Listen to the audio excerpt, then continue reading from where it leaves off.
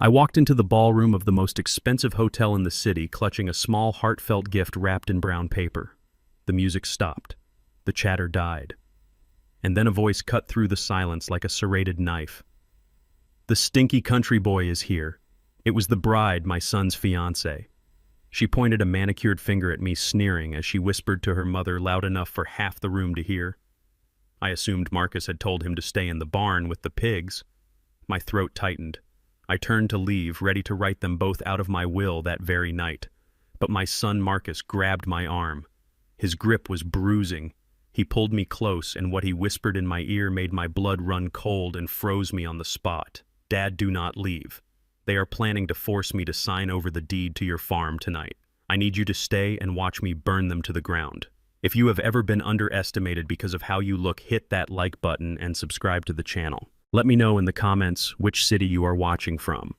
I want to know where my real people are. My name is Isaiah Jefferson. Most people around here just call me Zeke. I am 75 years old, and if you saw me walking down the street, you would probably cross to the other side. Not because I am dangerous, but because I look like I just crawled out from under a tractor. And usually I have.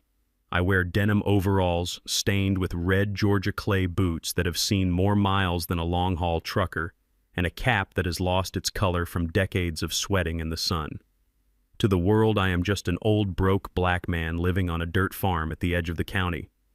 But what nobody knows, not even my own son Marcus, is that I own the construction company that built the very hotel I was standing in. I retired 10 years ago after my wife Beatrice passed away.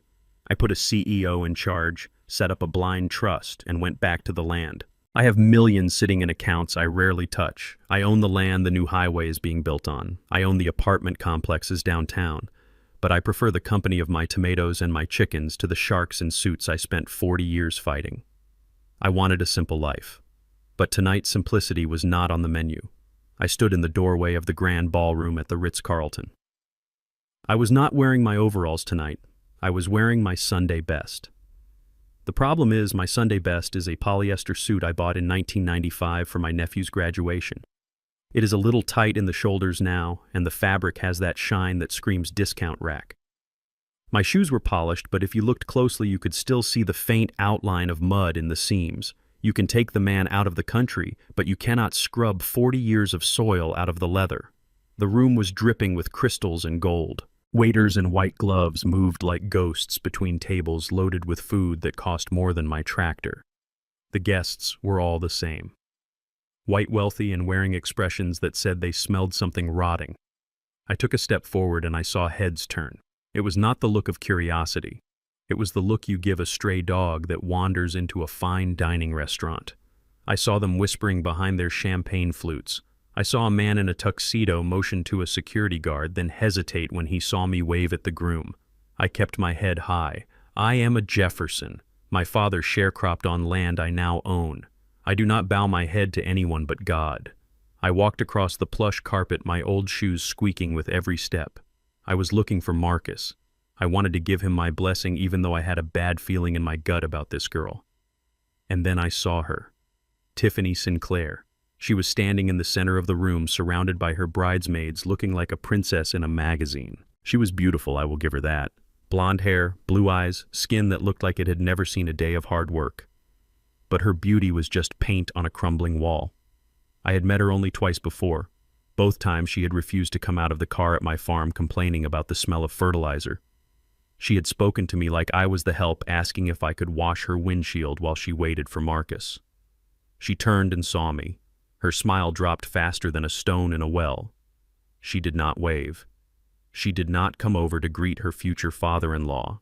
Instead, she leaned toward her mother, a woman named Victoria, who looked like an older, harder version of Tiffany, and she said it. The words that sucked the air out of the room. "Oh my God, the stinky country boy is here. I thought Marcus told him to stay home and shovel manure." Victoria, her mother, didn't even bother to whisper. She wrinkled her nose, waving her hand in front of her face as if I were a cloud of toxic gas. Does he not own a mirror or a bar of soap? This is humiliating, Tiffany. You cannot have that sitting at the head table. He will ruin the photos. He looks like a beggar. I stopped. I was 20 feet away, but I heard every word. My hearing is the only thing age hasn't taken from me. The guests nearby giggled. It was a cruel, sharp sound. I felt the heat rise up my neck. It wasn't shame. I stopped feeling shame in 1968. It was rage. Cold, hard rage. I looked down at the gift in my hand. It was Beatrice's Bible. The one she carried down the aisle when we got married 50 years ago. Inside, I had tucked a check for $50,000, a down payment for a house. I wanted to surprise them. I wanted to help them start their life even if I didn't like the girl.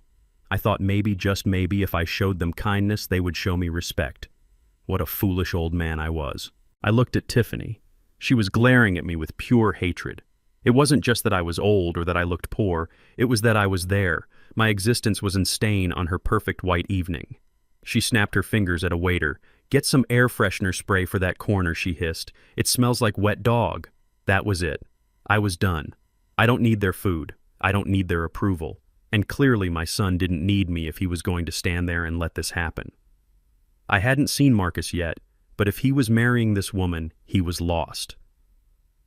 I turned around slowly. My joints popped. I was going to walk out that door, get in my rusted 2004 pickup truck, drive back to my farm, and tomorrow morning, I was going to call my lawyer Cohen. I was going to change my will. I was going to leave every single dime to the local animal shelter. At least dogs are loyal. I took one step toward the exit, then another. Wait. A hand clamped onto my arm. It wasn't a gentle touch. It was desperate. I turned and saw Marcus. My son looked terrible. He was wearing a tuxedo that fit him perfectly, but his face was pale, sweating. His eyes were wide and red-rimmed like he hadn't slept in a week. He looked like a man marching to the gallows, not an altar.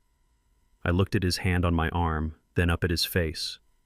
"Let go, Marcus," I said, my voice low and steady. "I am going home. I am clearly not welcome here, and I will not stay where I am not wanted. You can tell your bride she won. The stinky country boy is leaving." "No," Marcus said. His voice cracked. He didn't let go. He squeezed harder, his fingers digging into the cheap fabric of my suit. "Dad, please. You can't leave." "Why?" I asked. "So she can insult me again, so her mother can spray me with Lysol. I raised you to be a man, Marcus, a man who demands respect. If you are going to stand there and let that woman treat your father like cattle, then I don't have a son." Marcus flinched as if I had slapped him. He looked over his shoulder. Tiffany was watching us, her eyes narrowed, tapping her foot impatiently. She started walking toward us, a fake, sweet smile plastered on her face, ready to intervene. Marcus leaned in close. He put his mouth right next to my ear. I could smell the fear on him. It smelled like sour sweat and expensive scotch. "Dad, listen to me," he whispered, the words rushing out in a panic. "It is not what you think. I know who she is. I know what they are." I frowned, pulling back slightly to look at him. "Then why are you marrying her? Why are you letting them treat us like this? Because they have me trapped." Marcus hissed, tears welling in his eyes. "But tonight, they are going to make a move. They think I own the farm. They think the deed is in my name. Preston, her father, has a notary coming in an hour. They are going to corner me in the VIP lounge and force me to sign over the land rights to a shell company they own. They think I am weak. They think I will just roll over." I stared at him. The farm. My farm. The land Beatrice and I bought 40 years ago when nobody else would sell to us. The land where her ashes were scattered under the big oak tree. They wanted it. "Why?" I asked. "It's just dirt and vegetables. Why do these high society vultures want my dirt? Because of the lithium, Dad," Marcus whispered. "A geological survey leaked last week. There is a deposit under the south pasture. They think it's worth $20 million. They are broke, Dad. The Sinclairs are drowning in debt. They need that land to save themselves." My mind raced. Lithium. Millions. Bankrupt socialites. And my son caught in the middle. "I need you to stay," Marcus said, his voice trembling but cold. "I need you to be the distraction. Let them mock you. Let them treat you like trash. Let them think we are stupid, helpless country folk. Because while they are busy laughing at your shoes, I am going to record everything. I am going to get their confession, but I can't do it alone. I need my father." Tiffany was 10 feet away now. Marcus pulled back, masking his fear with a wide, fake grin. He patted my shoulder loudly. "Thanks for coming, Dad. Just try to stay out of the way, okay?" He looked me in the eye. A silent plea, a silent promise. I looked at Tiffany, who had stopped just within earshot. She was smirking, thinking Marcus was putting me in my place. "Oh, Marcus, honey," she cooed, sliding her arm through his. "Is everything okay? Is he leaving? We really need to get started with the toasts." I looked at her. I looked at the greedy gleam in her eyes. I looked at her mother, Victoria, who was watching us like a hawk from the bar. I looked at my son, who was sweating but standing his ground.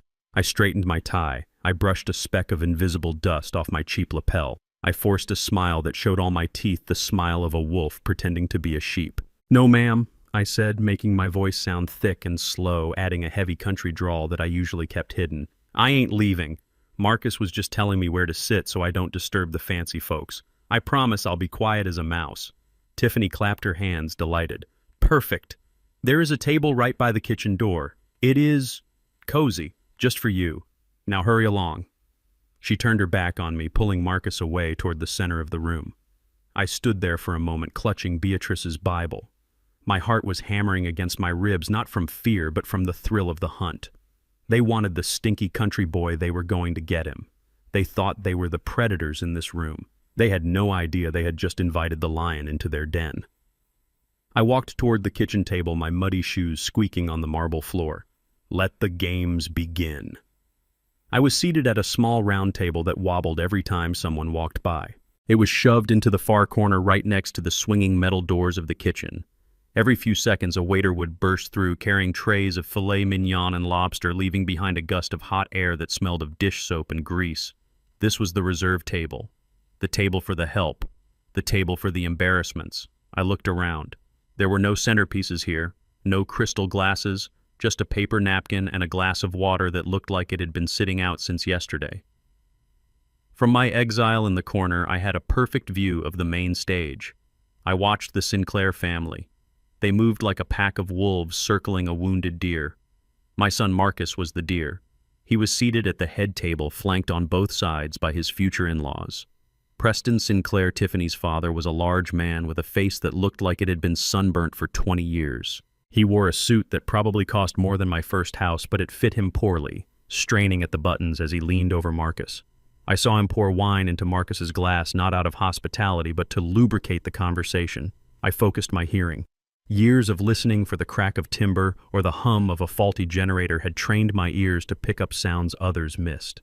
Amidst the clinking of silverware and the low hum of jazz, I heard Preston's voice. It was loud, booming, the voice of a man who loved to hear himself speak. "So, son," Preston said, clapping a heavy hand on Marcus's shoulder. The impact made Marcus flinch, but he kept that frozen smile on his face. "We need to talk about the asset merger. Victoria and I have been looking at the portfolio. Tiffany is a girl who is used to a certain standard, you understand. She cannot be worrying about fluctuating corn prices or whatever it is you people do out there in the dirt." I saw Marcus nod slowly, taking a sip of wine. He looked terrified, but I knew my boy. I looked closer. His hands were shaking, yes, but his eyes were sharp. He was listening. Preston continued, leaning in closer, his voice dropping to a conspiratorial growl that still carried across the room. "That land of your father's. It is dead weight, Marcus. Total garbage. Just sitting there collecting dust and bugs. We have a contact in Miami, a developer who wants to pivot into cryptocurrency mining. They need land for server farms. We should sell early, liquidate that trash asset, and dump it all into the new coin offering. It is the future sun. We could triple the value in a month." I sat back in my wobbly chair, clasping my hands over my stomach. Trash asset? He called the land my great-grandfather bled for, the land Beatrice and I built into an empire, a trash asset. But then a realization hit me like a bolt of lightning. It was so simple, so beautiful, that I almost laughed out loud right there in the corner. They thought Marcus owned the farm. Of course they did. They saw an old man in overalls and a young man in a suit, and they assumed the old man was just a squatter on his son's property. They assumed that when Beatrice died, everything passed to the next generation. They had not done their homework. They were so blinded by their own greed and their own prejudice that they never bothered to pull the actual property records. If they had, they would have seen that the farm, the construction company, the apartment buildings, and every single acre of land were held in the Beatrice and Isaiah Jefferson Irrevocable Trust. Marcus was a trustee. He had management rights. He could hire, he could fire, he could sign checks for feed and seed, but he could not sell. Only one person had the signature authority to liquidate the assets: me. the stinky country boy in the corner. They were pressuring Marcus to sign a document that would be worthless the moment the ink dried. They were trying to rob a bank, but they were holding the gun to the wrong person. I watched Preston fill Marcus's glass again. I watched Victoria Tiffany's mother whisper something in Marcus's other ear, pointing at a diamond necklace on her phone. They were circling, biting, trying to tear chunks off him before the wedding cake was even cut. My heart swelled with a strange mixture of pride and fury. Marcus was taking it. He was sitting there letting them belittle his heritage, letting them insult his father's legacy just so we could catch them in the act. He was playing the role of the weak, submissive son perfectly. Suddenly a shadow fell over my table. The scent of expensive, cloying perfume filled my nose, masking the smell of the kitchen grease. I looked up. It was the bride, Tiffany. She was holding a small plate. On it were 3 cold shrimp, a half-eaten bread roll, and a few carrot sticks that looked like they had been rescued from the bottom of a veggie tray. She didn't place the plate down gently. She dropped it. The ceramic clattered loudly against the wood, and a shrimp slid off onto the dirty tablecloth. Here she said, her voice dripping with fake sweetness, but her eyes cold as ice. I told the kitchen to scrape something together for you. We cannot have you going hungry, can we? I looked at the sad little plate. It was leftovers. Scraps. She was feeding her future father-in-law the garbage. I looked up at her face. She was not even looking at me. She was scanning the room, making sure none of her important friends were watching her talk to the help. "Eat fast, old man," she hissed, her voice dropping the sweet act. "The VIPs are arriving in 20 minutes. The senator is coming. My father's investors are coming. I do not want them to see you. You are an eyesore." She leaned in her manicured hand, resting on the edge of the table. "Once you are done with your snack, I want you to go out back. Marcus's truck is parked by the dumpster. Go sit in it. Wait there until the reception is over. Do not come back inside. Do not talk to anyone. You have already embarrassed me enough just by existing. If you ruin this night for me, I will make sure Marcus never speaks to you again. Do you understand me?" I looked at her. I looked at the cold shrimp on the table. I looked at the woman who wanted to turn my family's legacy into a crypto server farm. She thought she was the queen of this castle. She thought she held all the cards. I picked up the plastic fork she had thrown on the table. I poked at the bread roll. I slowly raised my eyes to meet hers. I didn't glare. I didn't scowl. I gave her the warmest, most simple-minded smile I could muster. I let my shoulders slump. I made my eyes look watery and dim. "Thank you, daughter-in-law," I said, my voice cracking just enough to sound pathetic. "This looks mighty fine. I surely do appreciate you feeding me. I know I don't belong in here with the fancy folks. I'll eat up quick and go wait in the truck with the dogs. I won't make a peep." Tiffany let out a breath of relief, rolling her eyes. "Good. At least you know your place." She turned on her heel, her white dress swishing around her ankles, and marched back toward the head table, ready to play the blushing bride. She didn't look back. She didn't see the way my smile vanished the second she turned away. She didn't see me take the napkin and carefully wipe the grease from my fingers. She didn't see me reach into my pocket and check that my phone was still recording. I looked at the plate of leftovers. I didn't touch it. I sat there in the shadow of the kitchen door, watching them celebrate their victory. They thought they had won. They thought they had banished the stinky country boy to the parking lot. They had no idea that I wasn't leaving. I was just waiting. I was waiting for the notary. I was waiting for the contract. And I was waiting for the moment when I would turn their perfect white wedding into a funeral for their greed. I sat back, crossed my arms, and watched. Eat, drink, and be merry, Tiffany. Because tomorrow, you starve. The sun had barely crested over the pine trees, casting long golden shadows across the red Georgia clay. It was the kind of morning that usually brought me peace. The air was crisp, smelling of dew and damp earth. I was out in the vegetable garden, the one Beatrice and I had planted 40 years ago. My hands were covered in soil as I carefully thinned the rows of collard greens. These weren't just vegetables to me. They were a testament to survival. Every leaf represented a season we had weathered, a storm we had endured. I was humming an old hymn, trying to wash the taste of last night's humiliation out of my mouth with the clean air of my own land. But peace, it seems, was a luxury I could no longer afford. The sound of an engine roaring up the gravel driveway shattered the silence. It wasn't the familiar rattle of my neighbor's truck or the hum of a tractor. It was the aggressive, high-pitched whine of a luxury SUV engine being pushed too hard. I stood up, wiping my hands on my overalls, and watched as a white Range Rover tore around the bend, kicking up a cloud of dust that settled over my prize-winning tomatoes. The car skidded to a halt right in front of the farmhouse, dangerously close to the porch steps. The doors flew open. Out stepped Tiffany and her mother, Victoria. They looked completely out of place, like two orchids thrown into a pigsty. Victoria was wearing a cream-colored pantsuit and heels that looked like weapons. Tiffany was in a sundress that probably cost more than the feed bill for the entire year, paired with wedges that sank immediately into the soft ground. They didn't knock. They didn't call out a greeting. They just started marching toward me, their eyes scanning my property with the cold calculation of developers looking at a teardown. I stayed where I was, leaning on my hoe, watching them approach. I let my shoulders slump. I let my mouth hang open slightly. I put the mask back on. The simple, slow old man. The stinky country boy. Victoria reached me first. She stopped about 5 feet away, pulling a silk handkerchief from her purse and pressing it firmly over her nose and mouth.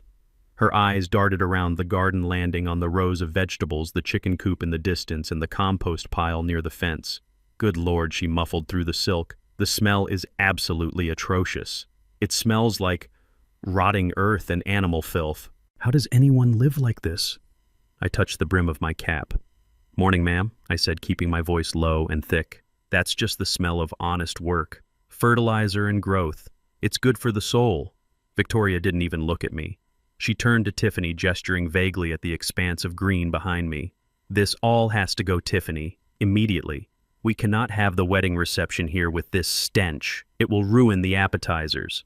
Tiffany nodded, typing furiously on her phone. I know, Mother. I already texted the contractor. We can pave over this section for the parking lot. And that she pointed a manicured finger directly at my vegetable garden, the one I was standing in, that needs to be leveled. My grip tightened on the hoe handle. Leveled. Victoria took a step forward, her sharp heel coming down directly onto a young bell pepper plant. I heard the crunch of the stem breaking. She didn't even notice. She twisted her foot, grinding the green life into the red dirt. Yes, leveled, Victoria declared. A mini golf course would be much more appropriate. Something whimsical. Or perhaps a croquet lawn. Anything is better than this. Subsistence farming nonsense. It looks like poverty, Tiffany. It looks desperate. I looked down at the crushed plant under her heel. That pepper plant was a heritage seed passed down from my grandmother. It had survived droughts and floods. It didn't survive a socialite's shoe.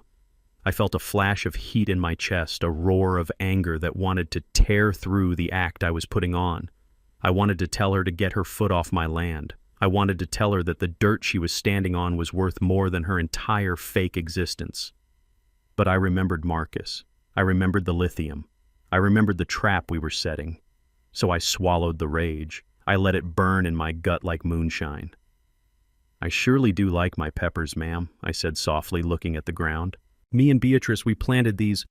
Oh, stop it! Tiffany snapped, cutting me off. Nobody cares about your dead wife's peppers, Zeke. We are talking about the future. We are talking about aesthetics. She marched up to me, avoiding the mud puddles with practiced ease. She was holding a plastic garment bag. She didn't hand it to me. She threw it. It hit me in the chest and slid down to the dirt. Pick it up, she ordered. I slowly bent down my knees, cracking audibly, and picked up the bag. I unzipped it. Inside was a uniform. It was a dark green jumpsuit made of cheap, stiff polyester. On the breast pocket there was an embroidered patch that read staff.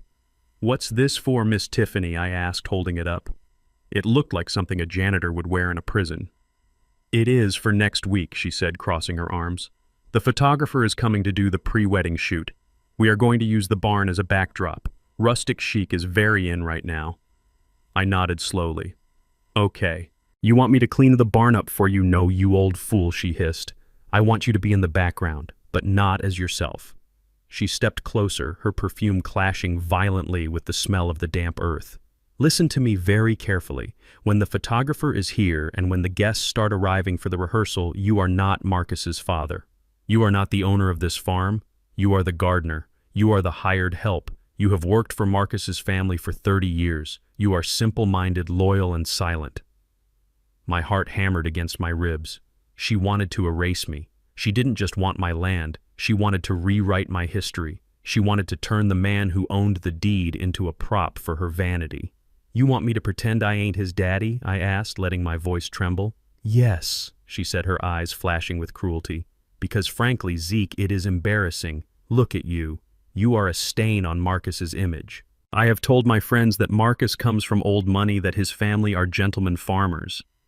You look like you sleep in the stable.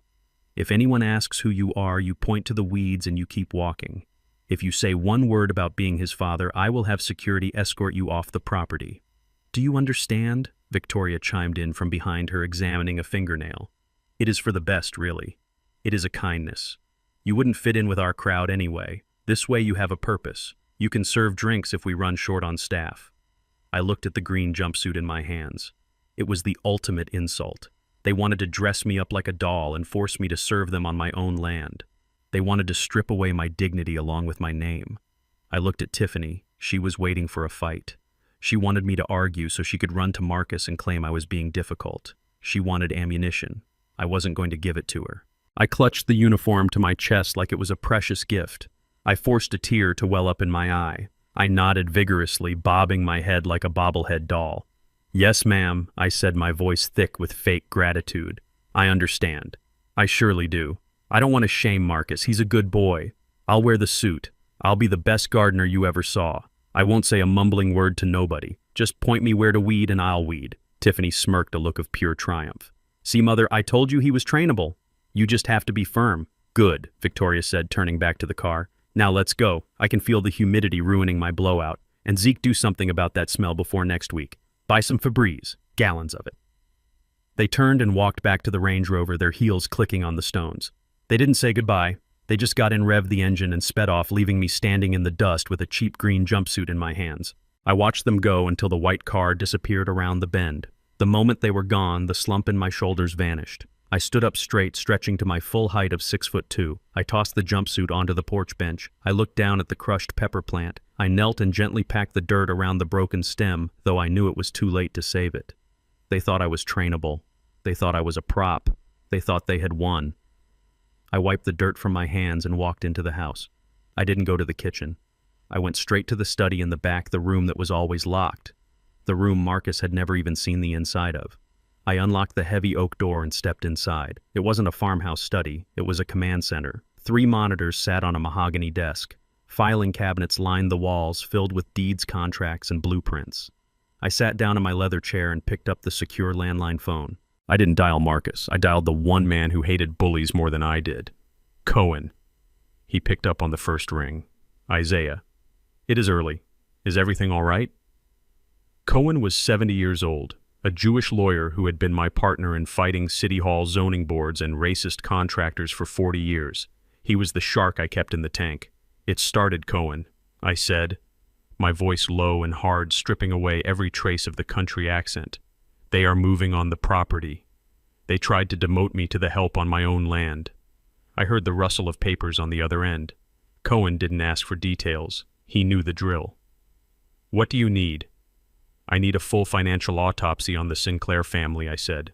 Not just a credit check. I want to know everything. I want to know who holds their mortgage. I want to know about their credit card debt. I want to know if they have paid their taxes. I want to know what they eat for breakfast and who they owe for it. Dig deep, Cohen. I think they are drowning and they are trying to use my son as a life raft. I heard the click of a keyboard. Consider it done, Cohen said. I'll have a preliminary report by tonight. Isaiah. Yeah, give them hell. I hung up the phone. I looked out the window at my garden, at the dust still settling in the driveway. They wanted to build a mini golf course on my wife's garden. They wanted to dress me in polyester and make me mute. I picked up the green jumpsuit from the porch through the window. I would wear it. Oh yes, I would wear it. I would play their game. I would be the best damn gardener they had ever seen. Because the closer I was to them, the more I would hear. And when the time came to take off the mask, I wouldn't just be the gardener. I would be the grim reaper of their social standing. I sat back and watched the screens flicker to life. The hunt was on. The blue light of the computer monitor was the only thing illuminating my study as the clock on the wall ticked past midnight. I sat in my leather chair, a glass of bourbon untouched on the coaster, watching the email inbox refresh. Cohen had promised me a preliminary report by tonight, and Cohen never missed a deadline. At exactly 12:15, The notification chimed. The subject line was just one word: autopsy. I clicked it open. The document was 40 pages long. I didn't need to read every single line of legalese to understand the story it told. It was a story of rot, a story of decay painted over with gold leaf. I scrolled through the financial history of the Sinclair family, and what I saw made my stomach turn. They weren't just broke, they were destitute. Preston Sinclair hadn't made a legitimate dollar in 7 years. His investment firm was a shell, a ghost ship floating on a sea of debt. They had filed for Chapter 11, bankruptcy protection, 5 years ago in Florida, hiding it under a limited liability company to keep their social standing in Georgia intact. They were living on credit cards that were maxed out to the limit, paying off one Visa with another MasterCard, a house of cards waiting for a stiff breeze to knock it over. Their mansion on the hill. It was in foreclosure. The bank had sent the final notice 3 weeks ago. They had 30 days to pay $2 million or get out. That was the deadline. That was why they were rushing the wedding. That was why they needed my land. But the financial ruin wasn't the worst part. I kept scrolling past the tax liens and the lawsuits until I reached the section Cohen had highlighted in red. It was a list of names. Men's names. Michael Sterling, David Ross, and now Marcus Jefferson. Tiffany Sinclair wasn't looking for a husband. She was looking for a host. She was a parasite, and she had done this before. Michael Sterling had been a tech entrepreneur in Austin. He married Tiffany 6 years ago. 2 years later, he was divorced. His company liquidated to pay a settlement, and Tiffany walked away with half his assets. David Ross was an oil heir in Dallas. Same story. A whirlwind romance, a quick wedding, and a brutal divorce 18 months later that left him in rehab and her with a settlement that kept the Sinclairs afloat for another 3 years. Marcus was number 3. He was the fresh meat. They had targeted him, seduced him, and trapped him specifically because they knew his father owned prime real estate. They didn't love him. They were eating him alive. I printed the report. The hum of the printer sounded like a war drum in the silent house. I took the stack of warm paper, stapled it, and shoved it into a manila envelope. I didn't need to go find Marcus. I knew he would come to me. Sure enough, 20 minutes later, I saw headlights sweep across the front pasture. It wasn't the flashy sports car Tiffany made him drive. It was his old truck, the one he used to drive when he worked construction crews with me in the summers. He parked down by the barn, killing the lights immediately, trying to stay hidden. He didn't come to the front door. He knew better. I walked out the back door, the screen door slapping shut behind me. I didn't go to the house. I walked straight to the barn. The air was thick with the smell of hay and diesel. I slid the heavy wooden door open just enough to slip inside.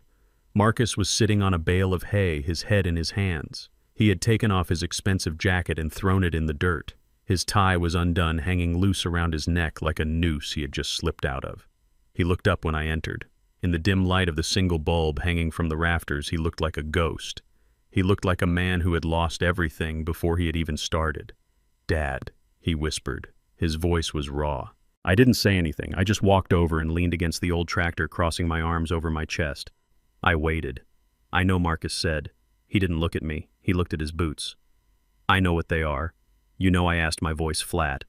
Marcus nodded, a jerky, painful movement. "I ran a credit check on them 6 months ago. I know about the bankruptcy. I know about the foreclosure. I know they are drowning." I stared at him. The rage flared up in my chest again, hotter than before. "You knew.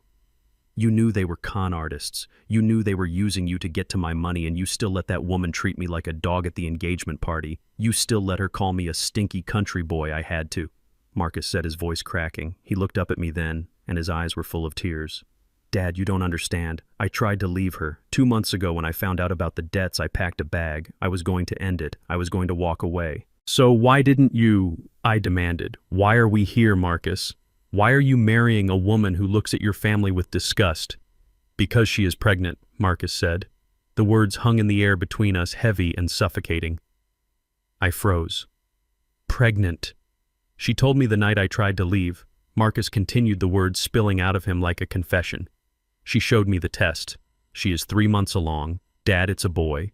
She has the ultrasound pictures. She told me that if I left her, if I didn't go through with the wedding and sign over the assets to secure their future, she would disappear. She said she would move to Europe with her parents. She said I would never see my son. She said she would tell the child his father abandoned him. He buried his face in his hands again, his shoulders shaking. I couldn't do it, Dad. I couldn't let my son grow up without a father. I couldn't let them take him. So I made a deal with the devil. I told her I would get the farm. I told her I would get the money. I thought if I just gave them what they wanted, they would leave us alone. I thought I could buy my son's safety. I looked at my son. I saw the fear in him. I saw the manipulation that had twisted his spine until it snapped. He wasn't weak. He was a father who was being held hostage. He was trying to protect a child he hadn't even met yet. The Sinclairs had found his pressure point, and they were pressing down with all their weight. But something didn't sit right. My gut, the same gut that had warned me about bad foundations and shady business partners for 40 years, was screaming at me. I walked over to him. The straw crunched under my boots.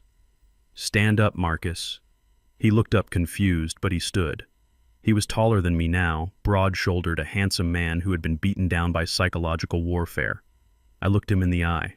I saw the defeat there, and I did the only thing a father could do to snap his son out of a trance. I slapped him.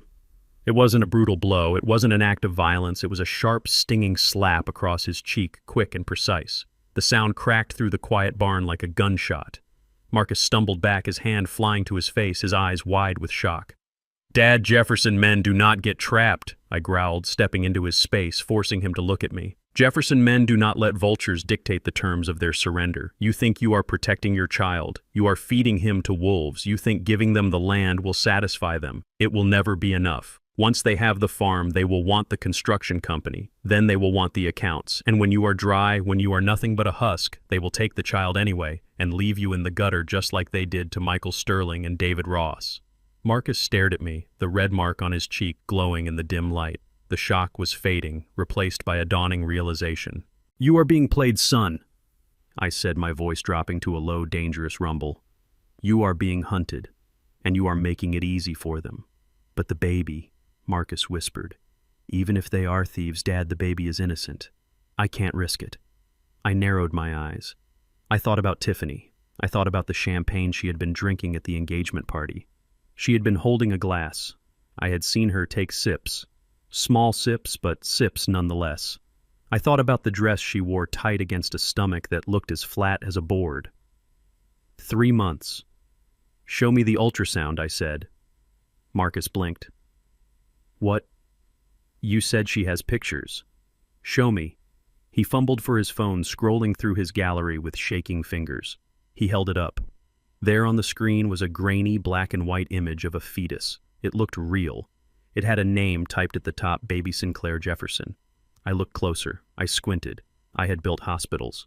I had seen enough medical paperwork to know what it looked like. The date on the top corner was blurry. The hospital name was cut off. I looked at Marcus. "When did she go to the doctor last week?" Marcus said. "Thursday. She went to the clinic downtown." "Thursday," I repeated. "Thursday, Tiffany posted a photo on Instagram of herself getting Botox. I saw it. I have a burner account, Marcus. I watch them." Marcus frowned. "You can't get Botox if you are pregnant. No doctor would do it." "Exactly," I said. The silence that followed was heavier than the one before. I could see the gears turning in Marcus's head. The doubt, the fear, and then the anger. "You think she is faking it?" Marcus asked, his voice barely a whisper. "I don't think, Marcus. I know how predators work. They need a hook. The land wasn't enough to keep you, so she created a hostage." I turned away from him and paced the length of the barn. "We are going to find out for sure. We are not going to guess. We are going to know. And if there is no baby Marcus, if she lied about my grandchild to steal my land, then God have mercy on her soul, because I will not." Marcus straightened up. The slump in his shoulders was gone. The look of defeat was replaced by a cold, hard resolve. "What do we do?" "We set a trap," I said, turning back to him. "We catch the rat in the act. She wants a new car, doesn't she? She's been complaining about your truck." "Yes," Marcus said. "She wants a G-Wagon. She says it's safer for the baby." "Good," I said. "Buy it for her." "What?" Marcus looked at me like I was crazy. "Buy it for her," I repeated. "Use the company account. I will authorize it. Tell her you want her to be safe. Tell her you want to go with her to the next appointment. Tell her you are so excited to be a father that you want to meet the doctor. Watch her face, Marcus. Watch her panic. And while you are doing that, I am going to become the janitor at that clinic. I am going to find the trash she leaves behind." Marcus took a deep breath. He wiped the tears from his face. He looked at me, and for the first time in months, I saw my son. I saw the man who could build a skyscraper from a blueprint. "Okay, Dad," he said. "Let's go hunting." I nodded. "Go home. Kiss her goodnight. Tell her you love her. Tell her you are ready to sign the papers next week. Make her feel safe." A comfortable prey is a careless prey. Marcus turned to leave. He stopped at the door. "Dad." "Yeah. Thanks for the slap. I needed it." I watched him walk back to his truck. He walked differently now. He walked like a Jefferson. I went back into my study and pulled up the file Cohen had sent. I found the section on Tiffany's medical history. I picked up the phone. It was 1:00 a.m., but I knew Cohen was awake. "Cohen," I said when he answered. "Zeke, what is it? I need you to get me a janitor's uniform for the Westside Women's Clinic," I said. "And I need a mop." Cohen didn't laugh. He didn't ask why. He just sighed. "What size XL?" I said. "And Cohen, yeah, get the eviction notices ready for the Sinclairs. We are going to need them sooner than we thought." I hung up. I looked at the picture of Beatrice on my desk. They lied about a baby Beatrice. They used an innocent life that doesn't even exist as a bargaining chip. I turned off the light. The stinky country boy was going to clean up some trash. 3 days after the incident in the barn, the peace of my farm was shattered again. This time it wasn't by an engine, but by a voice so shrill it sent the crows flying from the cornfield. I was in the machine shed, greasing the axles of the tractor when I heard Tiffany screaming in the driveway. I wiped the grease from my hands with a rag and walked to the door, staying in the shadows. She was standing next to Marcus's pickup truck. It was a sturdy Ford F-150, reliable, strong, and yes, a little dirty. It was a working man's truck. But to Tiffany, it was a personal insult. She was refusing to open the door, her arms crossed over her chest, her face twisted in a look of absolute disgust. "I am not getting in that thing, Marcus," she shrieked. "It smells like wet dog and diesel. Do you want me to get tetanus? Is that what you want for your unborn child?" Marcus was standing by the driver's side, holding the keys. His shoulders slumped in that familiar posture of defeat. But this time I knew it was an act. I watched him closely. He wasn't flinching. He was waiting. "It's just a truck," Tiff Marcus said, his voice pleading but his eyes flat. "It's safe. It has airbags. Safe." She laughed, a cruel barking sound. "It is a death trap. The suspension is shot. Every bump in the road shakes my uterus.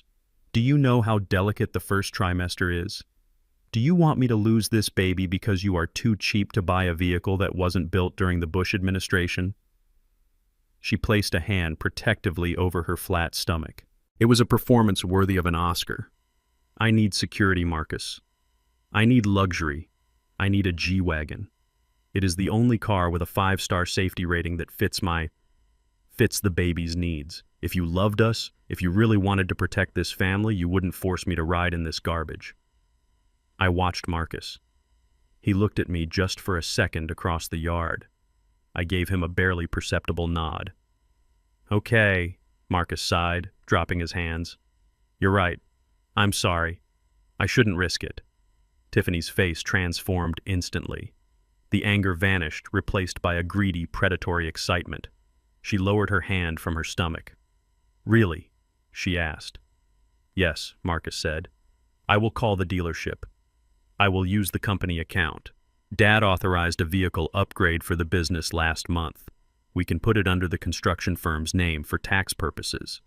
Tiffany didn't care about taxes. She didn't care about the firm. She only heard G-Wagon. She threw her arms around Marcus's neck, squealing, "Oh, baby, you are the best. I knew you would take care of us. Get it in black, matte black." I stepped back into the shadows of the shed. It was sickening to watch, but it was necessary. The trap was baited. She wanted a $40,000 ride to the Dr. Fine. But she didn't know that the car, the insurance, and the GPS tracker I was going to have Cohen install would all belong to Jefferson Construction. She was just a passenger in her own downfall. 2 days later, the car arrived. It was a beast of a machine, sleek and menacing. Tiffany paraded around it like she had won the lottery, snapping photos for her Instagram, posing with the key fob like it was a diamond ring. She didn't read the papers Marcus asked her to sign. She didn't notice that she was listed as an authorized driver, not the owner. She just signed her name with a flourish, blinded by the chrome. The next morning was Thursday, the day of the appointment. I was up before the sun. I didn't put on my overalls. I put on the uniform Cohen had sent over. It was a light blue scrub set, the kind orderlies and janitors wear. It was 2 sizes too big, which was perfect. It hid my frame. I pulled on a pair of white rubber work boots and a hairnet that covered my graying hair. I looked in the mirror. Isaiah Jefferson, the millionaire land developer, was gone. In his place was Earl, the invisible man. I drove my old truck into the city, parking 3 blocks away from the West Side Women's Clinic. I walked the rest of the way, entering through the service dock. Cohen had pulled strings. He knew the building manager. I wasn't on the payroll, but I had a badge and a mop bucket waiting for me on the 2nd floor. The clinic was a glass and steel tower, intimidating and sterile. I took the service elevator up. My heart was beating a steady rhythm against my ribs. This was it. This was where the lie would either be confirmed or exposed. I started mopping the hallway of the 3rd floor. Obstetrics and gynecology. The waiting room was filled with nervous couples and women with swollen bellies. I kept my head down, pushing the soapy water back and forth, making myself part of the furniture. I watched the elevator doors. At 10 o'clock sharp, my phone buzzed in my pocket. It was a text from Marcus. "We are parking." She wouldn't let me come up. She said she wants to surprise me with the gender reveal later. She is coming up alone. I gripped the mop handle. Of course she was coming up alone. 5 minutes later, the elevator dinged. The doors slid open. And there she was. Tiffany stepped out. She looked like a movie star. She was wearing oversized sunglasses, a tight black dress that showed off her figure, and she was carrying a designer bag that cost more than my first tractor. She didn't look nervous. She looked bored. She walked past the reception desk for obstetrics. She didn't stop to check in. She didn't even look at the nurses. She walked straight past the waiting room full of pregnant women. I frowned. Where was she going? She turned the corner, her heels clicking loudly on the linoleum. I squeezed out my mop and followed, pushing my yellow bucket, keeping my distance. I looked like just another old man cleaning the floor. She didn't even glance at me.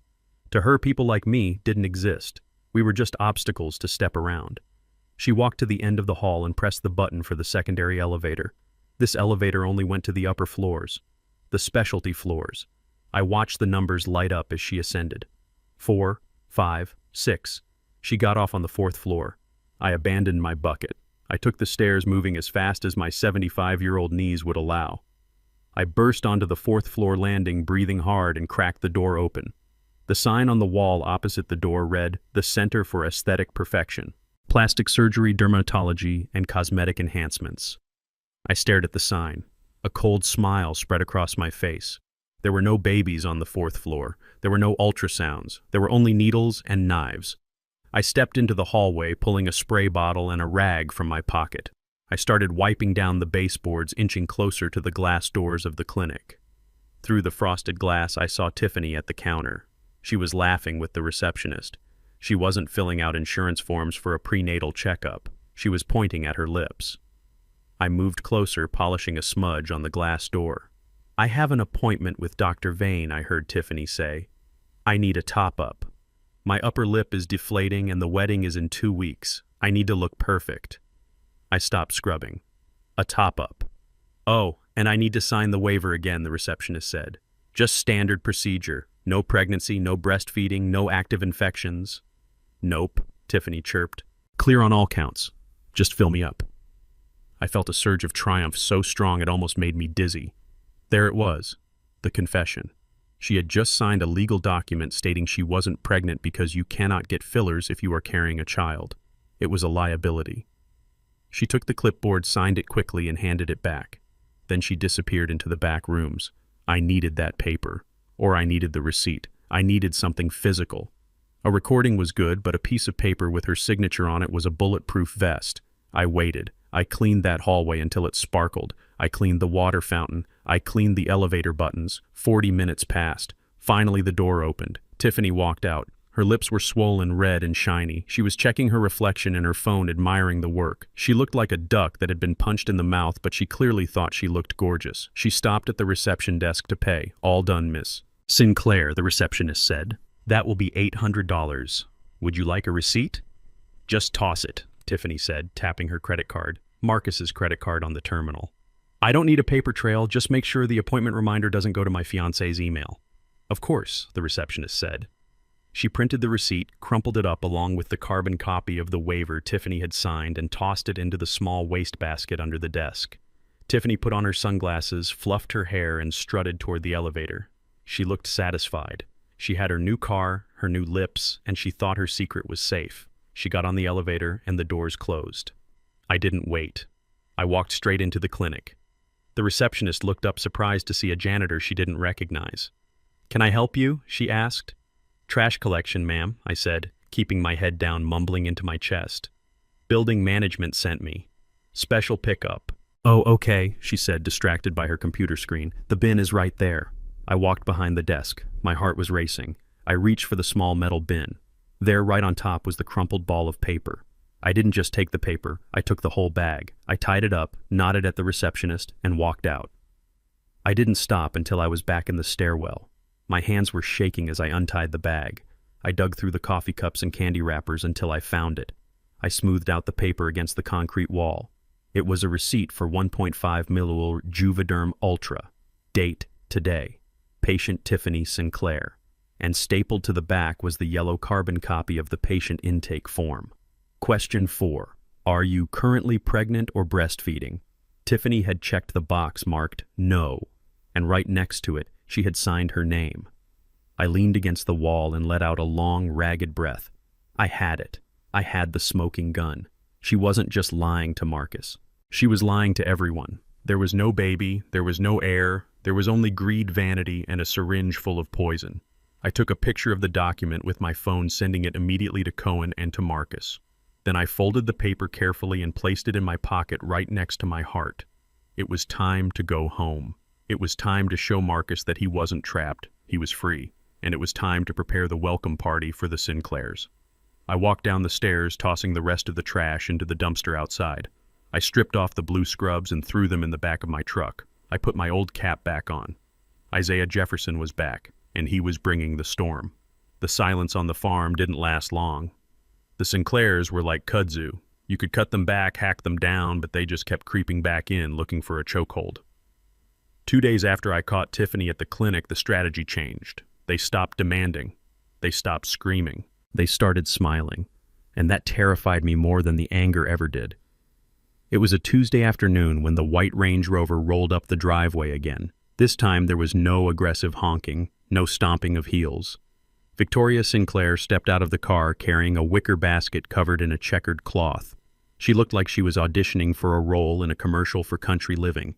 She was wearing a floral dress that was trying too hard to be modest, and her face was plastered with a look of concern so thick you could scrape it off with a putty knife. Tiffany was with her looking bored but playing along, and Marcus was driving his knuckles white on the steering wheel.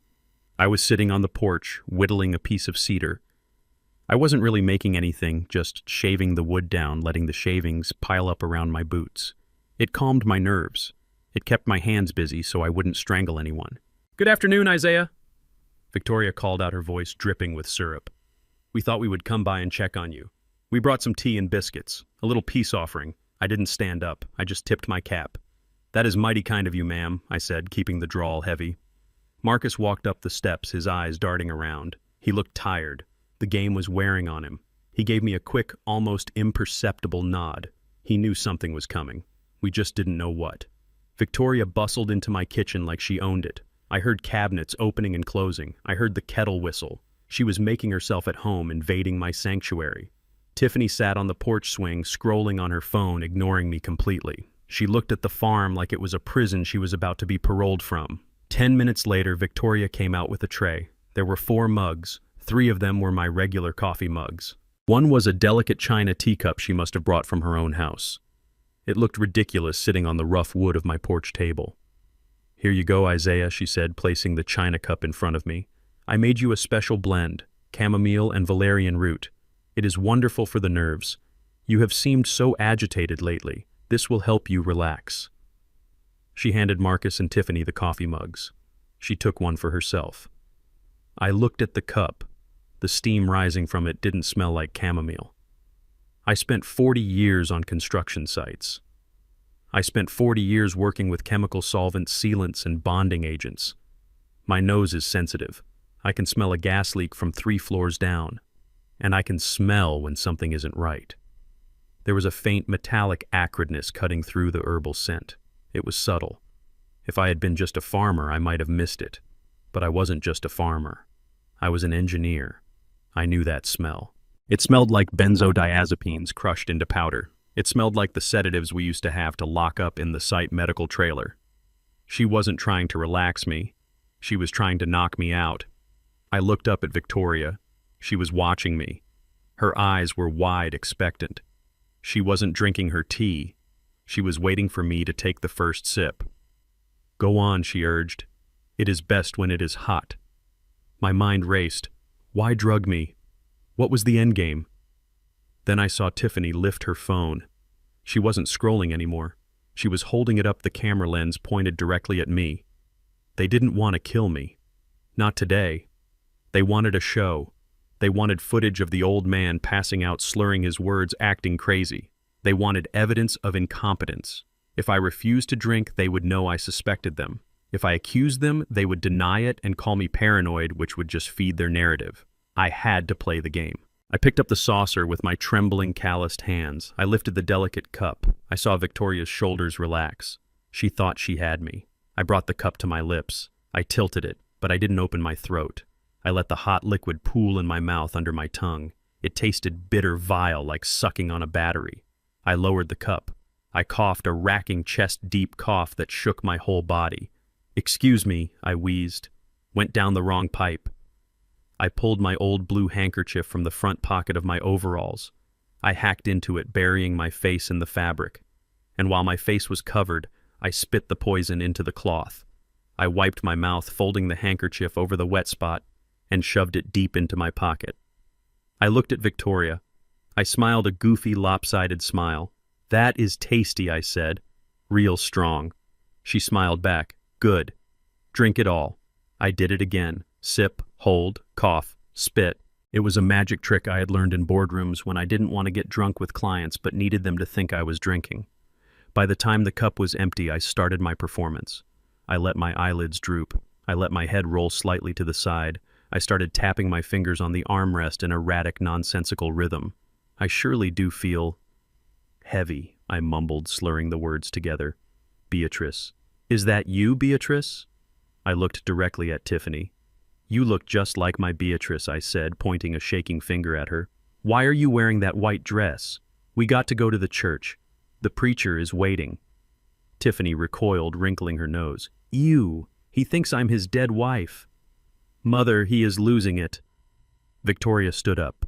She moved closer to Tiffany, making sure the camera had a clear shot of my face. "Keep recording, Tiffany," Victoria whispered, loud enough for me to hear. "This is perfect." She stepped into my line of sight. "Isaiah." "It is Victoria." "Do you know where you are?" I looked around wildly. I stood up, swaying on my feet. I grabbed the porch railing to steady myself. "The foundation is cracking," I shouted, putting genuine panic into my voice. I saw the blueprints. "The steel is wrong. We gotta evacuate the building. The concrete ain't cured yet." It wasn't total nonsense. I was quoting a job from 1982. But to them, it sounded like the ramblings of a madman. Marcus stood up, looking alarmed. He started to move toward me, but Victoria put a hand on his chest, stopping him. "Don't interrupt him, Marcus," she hissed. "We need to see how bad this is. Look at him. He is hallucinating. He is aggressive." I stumbled forward, knocking the chair over. I spun around, swatting at invisible flies. "Get the rats out of the wall," I yelled. "They are eating the wiring, fire in the hole." I collapsed back onto the bench, panting, letting my eyes roll back in my head before focusing hazily on Marcus. "Who are you?" I asked him, letting a line of drool escape the corner of my mouth. "You look like the tax man." "I ain't paying no taxes on the rain." Victoria turned to the camera, her face a mask of tragic concern. "Did you get that?" she asked Tiffany. "Got it," Tiffany said, snapping the video off. "That was gold. He is totally gone." Victoria turned to Marcus. She put her hands on his shoulders, her voice dropping to a somber, serious tone. "See, Marcus? See what we have been trying to tell you. Your father isn't just eccentric. He is dangerous. He is living in the past. He is seeing things that aren't there. He thinks the house is falling down. He thinks you are the tax collector." She gestured to me, slumped on the bench, pretending to stare at a moth. "He cannot live here alone anymore, Marcus. It is negligent. What if he turns the stove on and forgets? What if he gets a gun and thinks the mailman is a rat? We have to do the responsible thing." Marcus looked at me. I kept my face blank, my mouth slack. I prayed he understood the play. "What do you mean?" Marcus asked, his voice tight. "We need to get him help," Victoria said firmly. "There is a facility. Shady Pines. It is secure. They have doctors who specialize in this kind of rapid decline. We need to get emergency guardianship, Marcus. Today. We need to sign the papers to take control of the estate so we can pay for his care. It is the only way to save him." Guardianship. There it was, the keys to the kingdom. If they got guardianship, they controlled the trust. They controlled the land. They controlled me. They could lock me away in a room with padded walls and sell my life's work to the highest bidder. I felt a surge of cold fury so intense I almost broke character. They had poisoned me. They were standing on my porch drinking my coffee, planning to imprison me in my own body. Marcus looked down at the floor. He looked trapped. He looked like he was weighing the soul of his father against the demands of these harpies. I don't know," Marcus stammered. "Maybe we should wait. Maybe it's just a bad day." "A bad day," Tiffany scoffed. "He just called me Beatrice and screamed about rats. He is cooked, Marcus. His brain is mush. If you don't sign the papers, you are letting him die. Do you want that on your conscience? Because I won't have it on mine. We are getting married in 3 days. I cannot have a crazy person at my wedding. He goes to the home or there is no wedding. That was the ultimatum. Me or her, the farm or the fake baby." Marcus looked at Tiffany. He looked at Victoria. Then he looked at me. "Okay," Marcus whispered. "Okay. You win. Call the lawyer. Let's get the papers drawn up." Victoria clapped her hands together, a sharp, violent sound.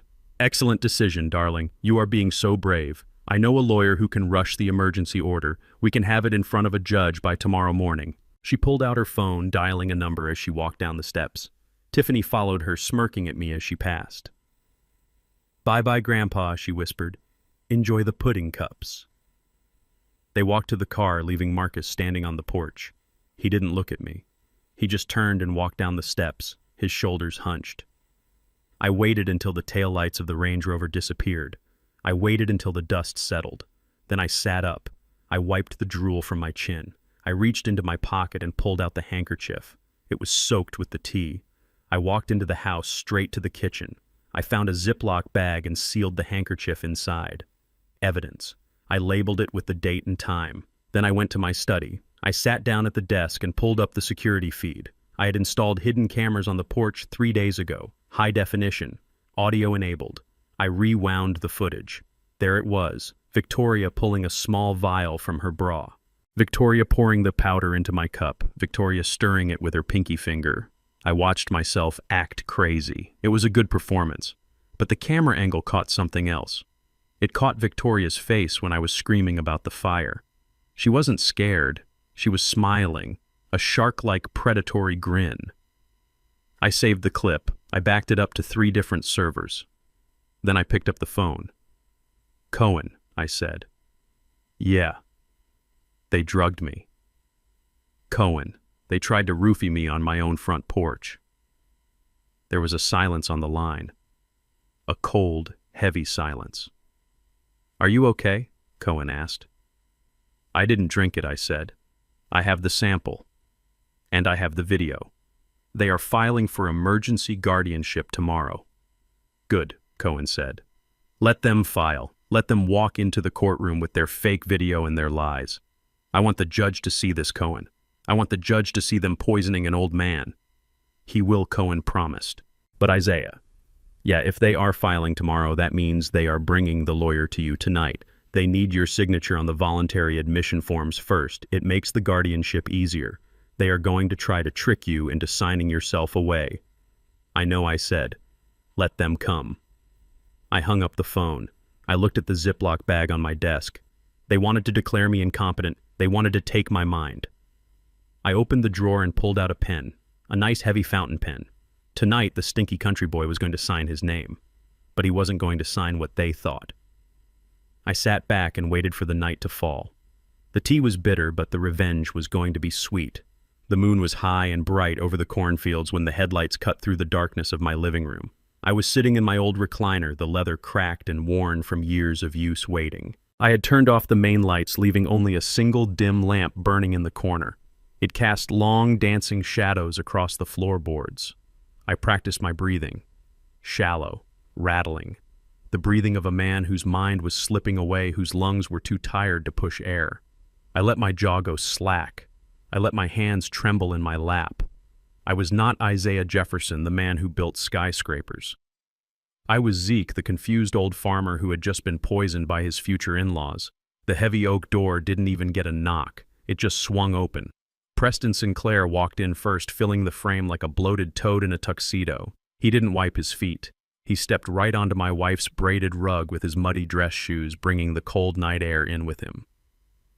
Behind him was a man I had never seen before.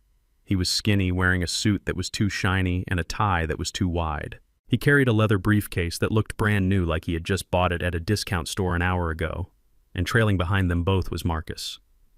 My son looked like he was walking to the electric chair. His face was pale, his eyes red-rimmed and hollow. He wouldn't look at me.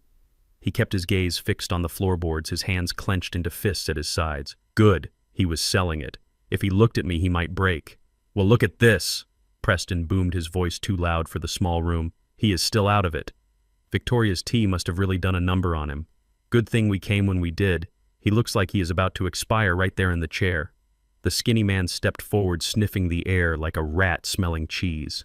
He looked around my modest living room with a sneer, his eyes lingering on the old photographs on the mantel, dismissing them as trash. "Is this him?" he asked, his voice high and reedy. "That is him," Preston said, waving a dismissive hand in my direction. "Isaiah Jefferson, or what is left of him." I let out a low moan, shifting in the chair. I blinked rapidly, trying to focus my eyes on them, making sure they saw the confusion I was projecting. "Who is that?" I mumbled my words, thick and slurping. "Is that the sheriff I didn't steal no chickens?" Preston laughed, a bark of cruel amusement. "No, Zeke, it is not the sheriff. This is Mr. Sterling. He is a lawyer, a very important lawyer. He is here to help you."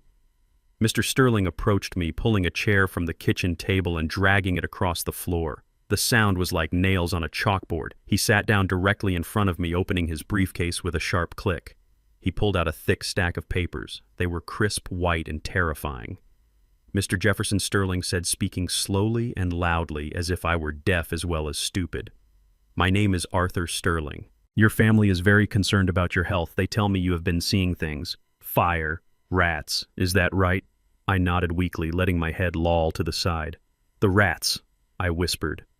"They are in the walls, eating the wires." Sterling smiled, a thin, oily stretching of his lips. "Exactly. That is very dangerous. You cannot be here alone. You need someone to take care of you, someone to make decisions for you so you don't get hurt." He placed the papers on the small side table next to me. He uncapped a heavy, expensive-looking pen and held it out. "This is a power of attorney, Mr. Jefferson. It simply says that you are tired. It says that you want your son Marcus to handle the farm and the money while you rest. It says you trust him to do what is best. All you have to do is sign right here at the bottom." I looked at the pen.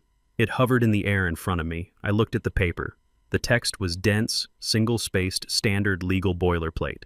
But I knew what it really said. It was a death warrant. It granted full, unrestricted power over my person and my estate. It gave them the right to sell my land, liquidate my accounts, and commit me to a facility against my will. It was total surrender. I looked up at Marcus. He was standing by the door, his back against the frame. He looked sick. "Marcus," I croaked. He stepped forward. He had to do this. He had to be the closer. "Dad," Marcus said, his voice trembling, "just sign it, please. I will take care of you. We just want you to be safe. You don't have to worry about the farm anymore. I will handle everything. Just sign the paper, and you can sleep." I saw the pain in his eyes. He hated saying those words. He hated being part of this charade, but he was doing it. He was playing the game we had agreed on. I looked back at Preston. He was practically vibrating with greed. He was staring at the paper like it was a winning lottery ticket. "Go on." Zeke Preston urged, tapping his watch. "We don't have all night. The facility is expecting you in the morning. Sign the damn paper." I reached out with a shaking hand. My fingers were gnarled, calloused from decades of laying brick and pouring concrete. I grasped the pen. I let it slip, fumbling it, almost dropping it on the floor. Sterling sighed, impatient. He grabbed my hand and repositioned the pen. "Firm grip, Mr. Jefferson. Right on the line." I held the pen over the paper. The tip hovered inches from the signature line. I started to lower it. My hand was shaking violently, a tremor that rattled my whole arm. I was channeling every ounce of acting ability I had. I was the frail, broken old man they wanted to see. I can't see the line," I whined.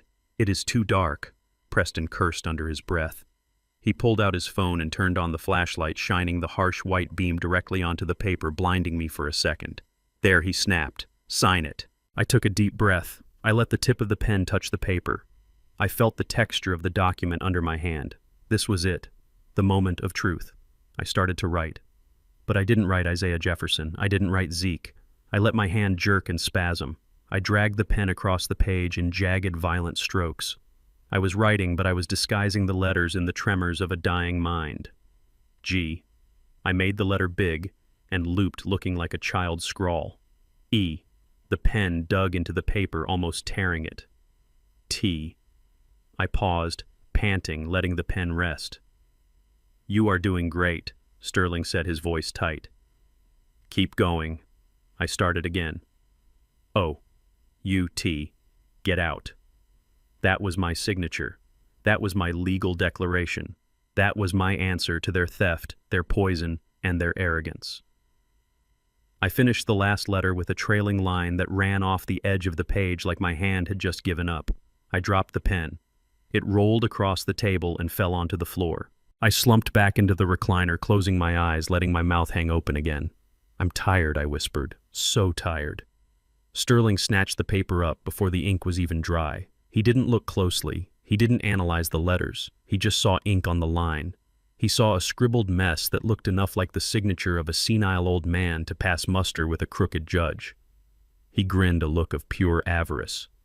"We got it," he said to Preston. "It is done." Preston let out a whoop of joy. He clapped Marcus on the back so hard I thought he would knock him over. "Attaboy, Marcus. You did it. We are in business. The lithium is ours. The land is ours." He turned to me, lying limp in the chair. "Thanks for the donation, Zeke," he sneered. "Don't worry. Shady Pines has excellent oatmeal. You will love it there." He grabbed the briefcase from Sterling. "Let's go. We need to file this first thing in the morning. I want the surveyor out here by noon." Marcus looked at me one last time. His eyes were wide, questioning. He hadn't seen what I wrote. He thought I had actually signed it. He looked terrified that the plan had gone wrong, that I had actually given up. I couldn't wink. I couldn't signal him. Not with Preston watching. I just lay there, breathing my shallow, rattling breaths. Preston grabbed Marcus's arm. "Come on, son. We have champagne waiting at the house. Victoria is dying to celebrate." They turned and marched out the door. Sterling followed, clutching his empty pen, leaving the one I had dropped on the floor. The door slammed shut, plunging the room back into silence and shadows. I listened to their footsteps on the porch. I heard the car doors slam. I heard the engine roar to life and tires crunch on gravel as they sped away into the night. I waited. 1 minute, 2 minutes, 5 minutes. I sat up. The tremors stopped. My breathing deepened. I reached down and picked up the expensive fountain pen from the floor. It was a Mont Blanc. Sterling had left a $500 pen on the floor of a farmhouse. That was how much they underestimated me. They threw away value because they were so focused on the bigger prize. I walked to the window and watched the red taillights fade into the distance. They were celebrating. They were popping champagne. They were probably already spending the money they thought they had just stolen. They had a piece of paper. But they didn't check it. They didn't look. They saw what they wanted to see. They saw surrender. Tomorrow morning they would walk into the county clerk's office. They would slap that paper down on the counter with a flourish. And the clerk, Mrs. Higgins, who I had gone to high school with, who knew my signature better than she knew her own husband's, was going to look at it. She was going to see "Get Out" scrawled in shaky black ink, and she was going to laugh. But that wasn't even the best part. The best part was that by the time they tried to file it, Cohen would already be there. Cohen would have the video of Victoria drugging my tea. Cohen would have the financial report, and Cohen would have a restraining order ready to serve. I walked into the kitchen and poured myself a glass of water from the tap. It was cool and sweet. I washed the taste of the fake act out of my mouth. They wanted a signature. They got a warning. I went to the phone and dialed Cohen. "Did they come?" he asked immediately. "They came," I said. "Did you sign?" "I signed," I said, a smile spreading across my face in the darkness. "But I don't think they are going to like my penmanship." Cohen chuckled. "Get some sleep, Isaiah. Tomorrow is going to be a long day." I hung up. I wasn't tired. I felt energized. The first battle was won. They thought they had the keys to the castle, but all they had was a drawing of a key on a napkin. I went back to the recliner and sat down. I picked up Beatrice's Bible from the side table where I had left it. I opened it to the book of Psalms. "The wicked have drawn out the sword and have bent their bow to cast down the poor and needy. Their sword shall enter into their own heart." I closed the book. Amen. I turned off the lamp. The stinky country boy was done playing victim. Now it was time to play executioner. The morning sun was already baking the asphalt when Tiffany pulled her new G-Wagon up to the curb in the bridal district. She didn't park. She just idled in the loading zone, checking her makeup in the rearview mirror while horns blared behind us. "Get out," she said without looking at me, "and try not to touch the door handle with those greasy fingers." I used my knuckle to pop the latch and stepped out onto the sidewalk. I was wearing my Sunday best again, the same polyester suit from the engagement party, because she had forbidden me from wearing my overalls in the city. It didn't matter. To her, I looked like trash whether I was in denim or discount wool. We were standing in front of a shop called the Gilded Lapel. The windows were dressed with mannequins wearing tuxedos that cost more than my first 3 cars combined. Gold lettering on the glass promised bespoke tailoring for the discerning gentleman. Tiffany marched to the door, her heels clicking a sharp, aggressive rhythm on the pavement. I followed a few paces behind, head down, shoulders hunched, playing the part of the obedient, simple-minded father. The moment we stepped inside, the air changed. It was cool, scented with cedar and expensive leather.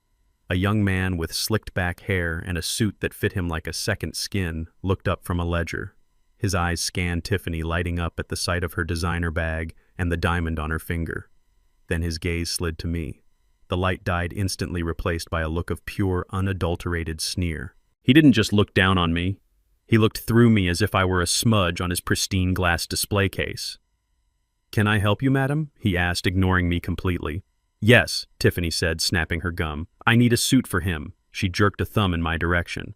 The clerk wrinkled his nose. "For him?" he asked, his voice dripping with disdain. "I am afraid we operate by appointment only, and our collections start at a price point that perhaps—" "Oh, stop it," Tiffany interrupted, waving her hand dismissively. "I don't want your collection. I need the service package. You know, the rental stock you keep in the back for the catering staff, the waiters, the busboys." The clerk's eyebrows shot up. "Ah, I see. For the help." "Exactly," Tiffany said. "We are having a rustic-themed wedding, and we need the old gardener here to look presentable while he's holding the hors d'oeuvres tray. But don't give him anything nice. He will just ruin it. Get him the cheapest thing you have. The nylon blend. He is used to wearing burlap sacks, so anything soft will probably just confuse him." I stood there clutching my hat in my hands, staring at the polished marble floor. The humiliation was a physical weight pressing down on my chest. She wasn't just buying me a suit. She was buying me a costume. She was dressing the owner of the estate as a servant for her amusement. The clerk let out a short, cruel laugh. "Understood, madam. Right this way."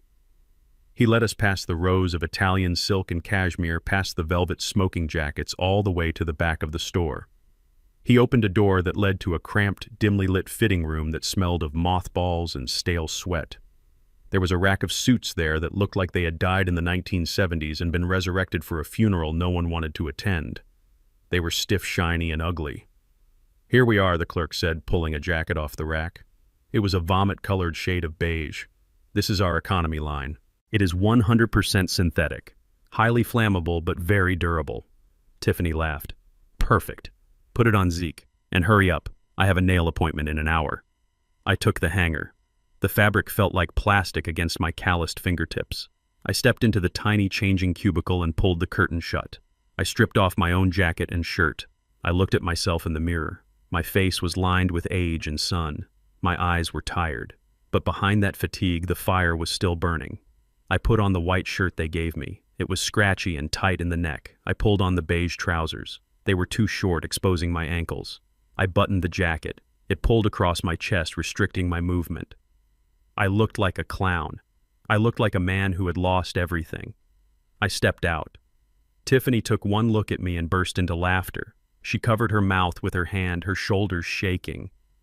"Oh my God," she gasped. "You look ridiculous. It is perfect. You look exactly like the hired help. Mother is going to die when she sees this." The clerk smirked, leaning against the wall. "A perfect fit for a man of his station?" I stood there letting them laugh. I hung my head. "Does it have to be so tight, Miss Tiffany?" I asked, my voice trembling. "It itches something fierce." "That's the point, Zeke," she said, wiping a tear of mirth from her eye. "It reminds you not to get comfortable. You are there to work, not to relax." Just then the bell above the front door chimed. It wasn't a gentle tinkle. It was a confident, authoritative ring. The air in the shop seemed to shift again, charged with a new energy. I heard heavy footsteps on the marble. The clerk straightened up immediately, smoothing his tie, his face transforming from arrogance to servile panic. "Mr. Thorne," he exclaimed, rushing toward the front of the shop. "What an honor! We weren't expecting you until next week for your fitting."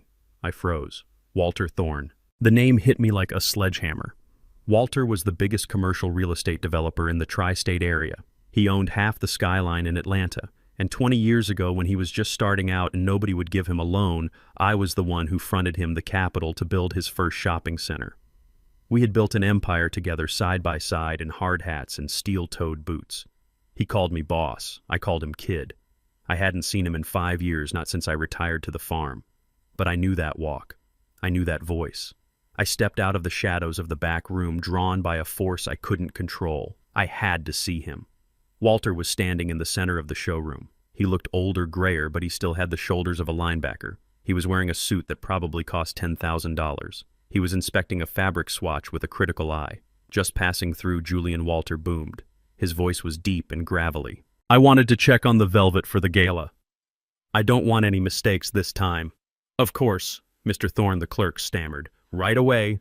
Tiffany, sensing an opportunity to rub elbows with genuine wealth, strutted forward. She left me standing in the back like a discarded prop.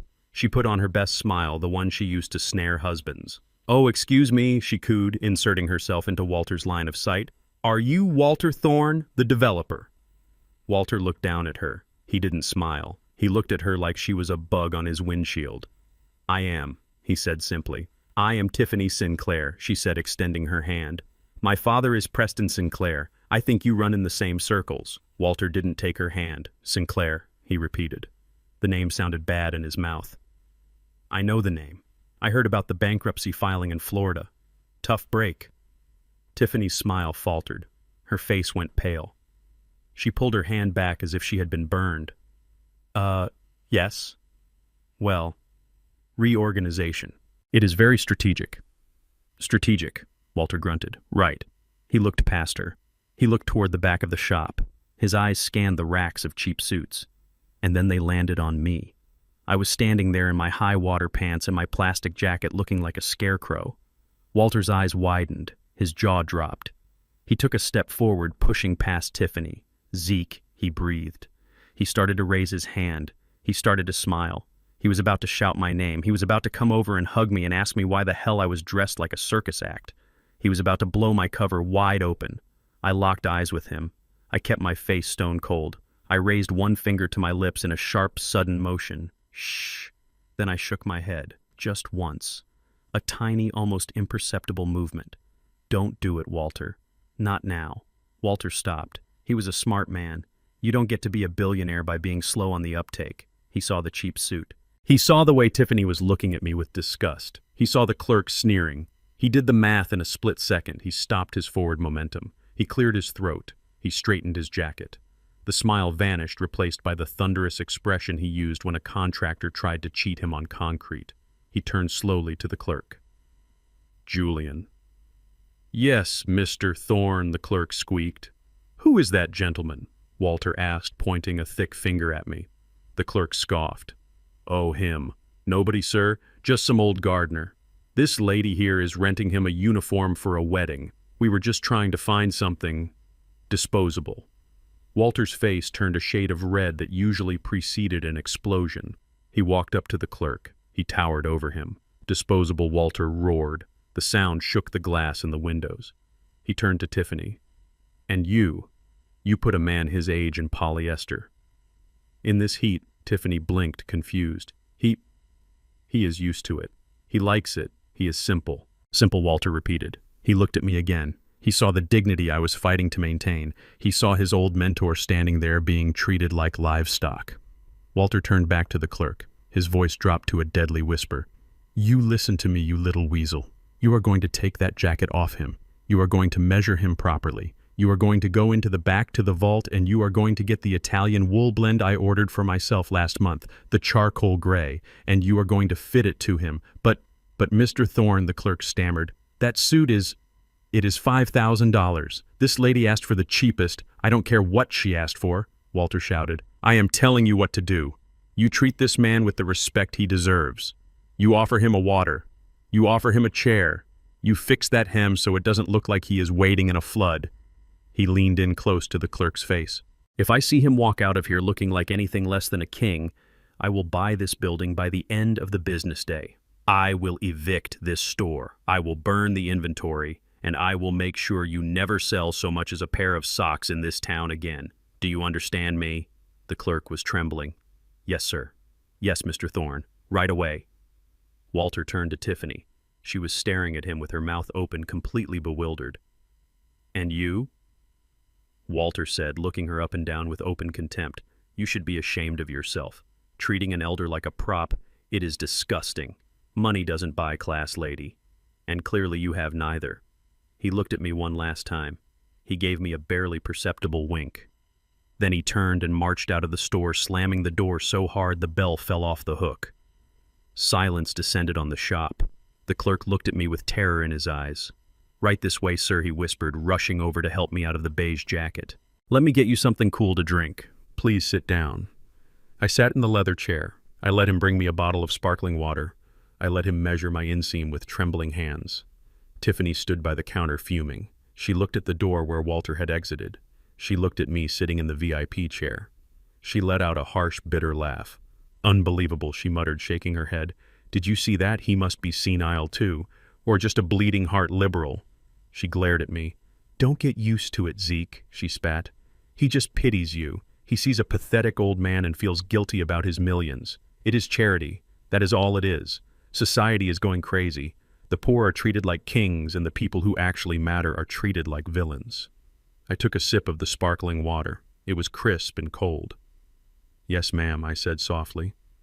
"It surely is a strange world."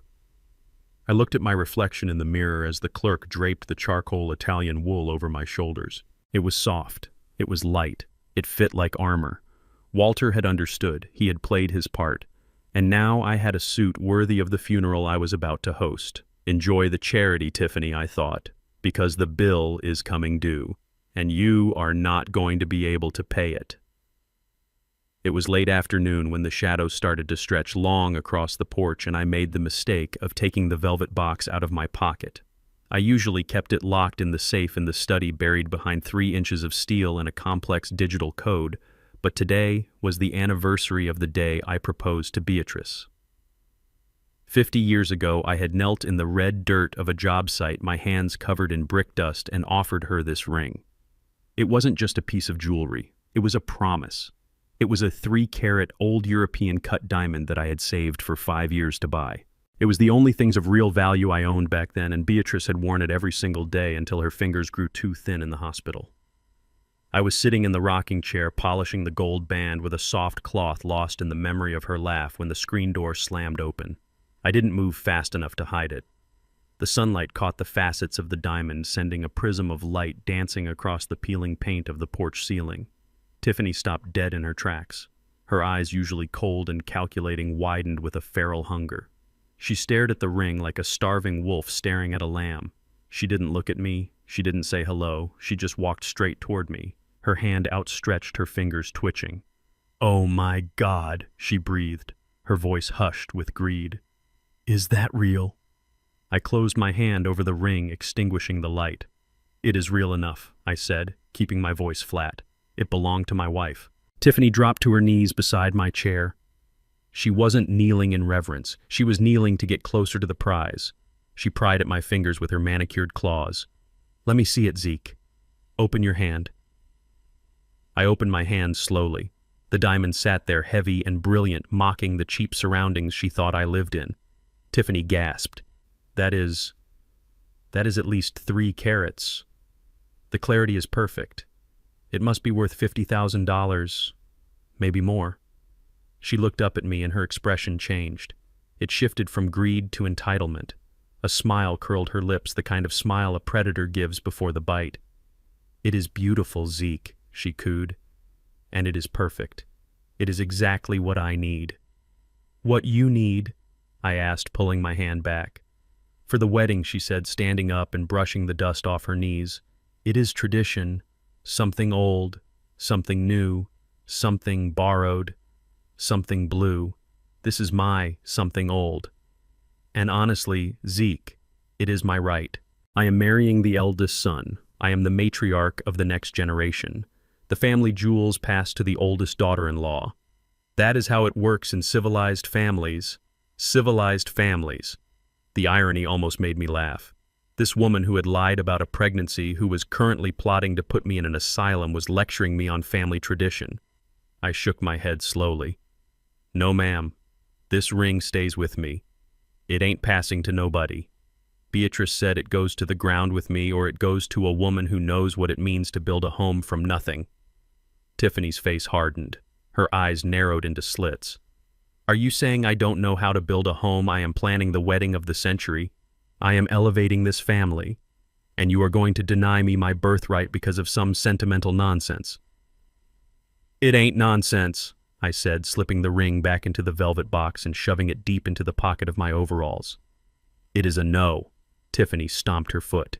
A literal stomp, like a toddler who had been denied candy. "You are so selfish," she screamed. "You are a hoarding, selfish old man. What are you going to do with it? Let it rot in your pocket. It deserves to be seen. It deserves to be on a hand that gets manicures, not whatever this is." She gestured at the farm at the dirt at me. "Give it to me, Zeke, now, or I will tell Marcus you stole it. I will tell everyone you stole it from your wife's estate and you are hiding assets." I stood up. I looked down at her. "Go ahead," I said. "Tell him. Tell the sheriff.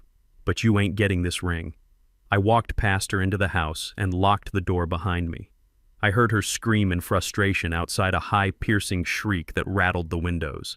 Then I heard her phone dial. She was calling reinforcements. I knew what was coming. Greed is a powerful motivator, but desperation is stronger.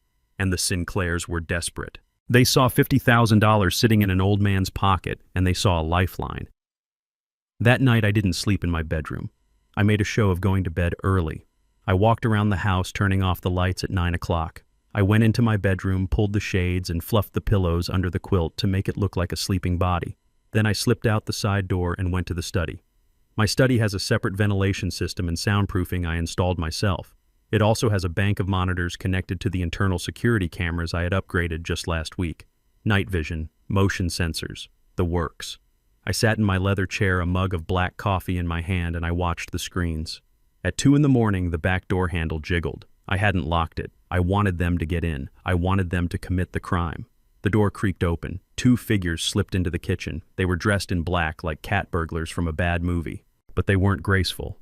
The first figure tripped over the door jamb and cursed loudly. "Shh, you idiot. You will wake him up." It was Victoria. And stumbling behind her, looking terrified and sweating profusely, was Preston. I leaned forward, turning up the volume on the monitor. The image was crisp in the green glow of the night vision. They looked ridiculous.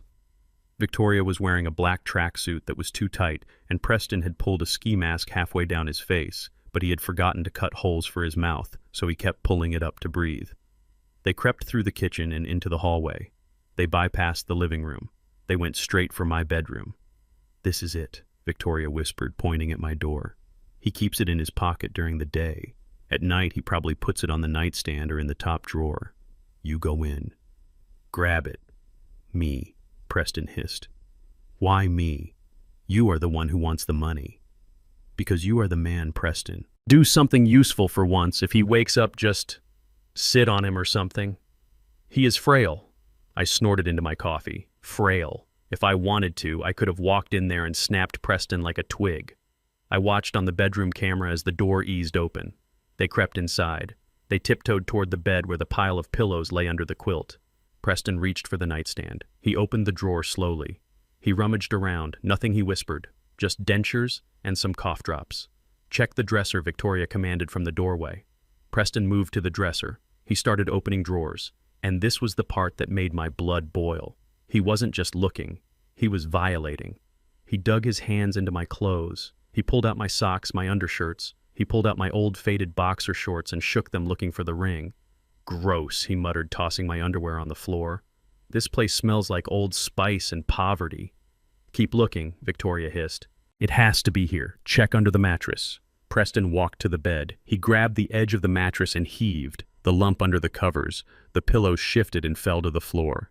Preston froze. He stared at the empty bed. He is not here, Preston squeaked.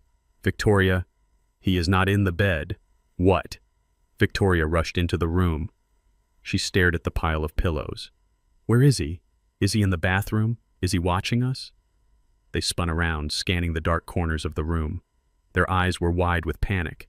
They realized suddenly that they were in a stranger's house in the middle of the night, and the stranger was missing. Let's go, Preston whimpered. We have to go. This feels like a trap. Victoria didn't want to leave. She started ripping through the closet, throwing my Sunday suits on the floor, kicking my boots. I know he has it. We need that ring, Preston. We can pawn it tomorrow. It pays the mortgage for 3 months. She was frantic, tearing the room apart like a raccoon in a dumpster. It was pathetic. It was disgusting. These people who claimed to be high society, who turned their noses up at my garden, were rifling through an old man's laundry in the dark, desperate for a rock they didn't earn. Finally, a dog barked in the distance. It was my neighbor's hound miles away, but it spooked them. Run, Preston yelled. They scrambled out of the room, tripping over each other in the hallway. They burst out the back door and ran across the yard toward the woods where they must have parked their car.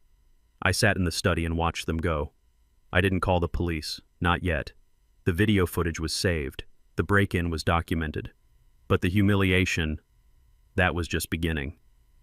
I slept on the leather sofa in the study for a few hours. When the sun came up, I went to the barn. I whistled. Duke. Here, boy. My dog. Duke came bounding out of the hayloft. He was a Great Pyrenees, 120 pounds of white fluff and muscle. He was a working dog, a guardian of livestock. He smelled like hay and dog, and he was the most loyal creature on earth. I knelt down and hugged his massive neck. Good boy, Duke. You want a new collar? I reached into my pocket and pulled out the velvet box. I took out the diamond ring. I had a piece of sturdy leather cord in my other pocket. I threaded the ring onto the leather, tying it securely with a knot that would hold a boat to a dock. Then I tied the cord around Duke's neck, letting the diamond rest right in the center of his thick white fur, sparkling like a star. It looked ridiculous. It looked perfect. Come on, Duke, I said. Let's go get some breakfast. We walked up to the house. I went into the kitchen and started frying bacon. I made coffee. I made biscuits. I made enough noise to wake the dead. Around 9 o'clock, the Range Rover pulled up again. They were back. They probably hadn't slept. They looked haggard, wearing sunglasses to hide the bags under their eyes. Tiffany was with them this time. They walked into the kitchen without knocking. They looked around nervously, checking to see if I was angry, if I knew. I was sitting at the table eating a biscuit. Morning, I chirped, cheerful as a bird.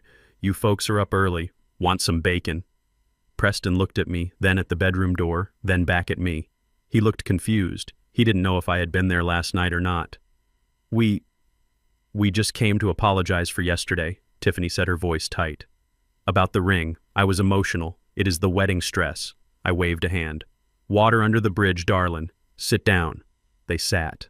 They looked around. They were scanning the room, looking for the velvet box. Suddenly, Duke trotted into the kitchen. He went straight to Tiffany and nudged her leg with his wet nose, hoping for a scrap of bacon. Tiffany recoiled. Ugh, get away, you beast. Get this dirty dog away from me. Then she saw it. The morning sun streamed through the kitchen window and hit the diamond around Duke's neck. It flashed a blinding beam of light right into her eyes. She froze. Her mouth dropped open. She stared at the dog's neck. Is that the ring? She whispered. I took a sip of coffee. I looked at the dog. I smiled. Yep, I said casually. That's Beatrice's ring. You put it on the dog, Tiffany screeched. She stood up, knocking her chair over. You put a $50,000 heirloom on a filthy animal. I leaned back in my chair. Well, Miss Tiffany, I surely did. You see, I had a bad dream last night. Dreamt there were rats in the house. Big two-legged rats rummaging through my drawers, stealing my underwear. It felt so real.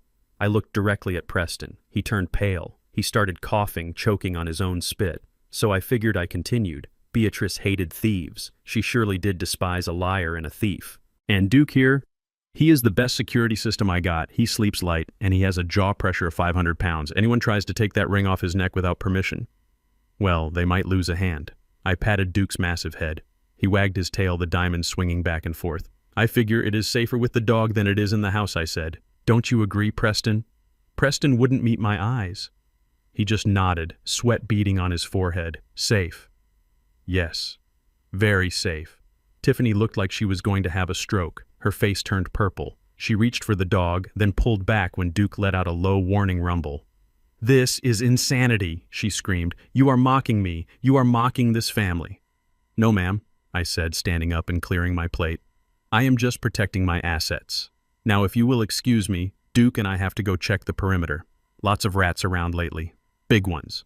I walked out the back door, Duke trotting happily at my side, the diamond glittering in the sun. I heard Tiffany screaming inside the house. I heard things breaking. Let her scream. The ring was safe. The trap was set. And the stinky country boy was having a hell of a good time. The storm clouds were gathering over the farm, heavy and purple, matching the feeling in my gut. It was 2 days before the wedding. The Sinclairs had turned my property into a construction zone of their own making. Tents were going up in the pasture. A dance floor was being laid over the grass I had spent 40 years tending. They were moving fast, fueled by the arrogance of people who think they have already won. They thought the power of attorney was signed. They thought I was a drooling vegetable. And they thought Marcus was their obedient puppy ready to sign the deed over the moment the preacher said amen. But the real storm wasn't outside. It was brewing in this guest cottage at the Sinclairs' rented estate in town. I was in the barn sharpening the blades on the bush hog when I saw Marcus's truck come flying up the driveway. He was driving too fast. The tires kicked up gravel as he skidded to a halt near the machine shed. He didn't park. He just killed the engine and sat there. I put down the file. I wiped my hands on a rag. I walked out into the humid afternoon air. Marcus didn't get out. I walked up to the driver's side window. He was gripping the steering wheel so hard his knuckles were white. His head was bowed, his forehead resting on the leather. His shoulders were shaking. I opened the door. Son, I said softly. He looked up at me, and what I saw broke my heart. My boy, a grown man of 35, looked like he had been hollowed out. His eyes were red, swollen, and filled with a pain so raw it was hard to look at. He wasn't just sad. He was destroyed. She never loved me, Dad, he whispered. Not for 1 second. I reached in and unbuckled his seatbelt. Come on, I said, get out of the truck. He stumbled out, his legs heavy. He looked like a man who had been in a car wreck.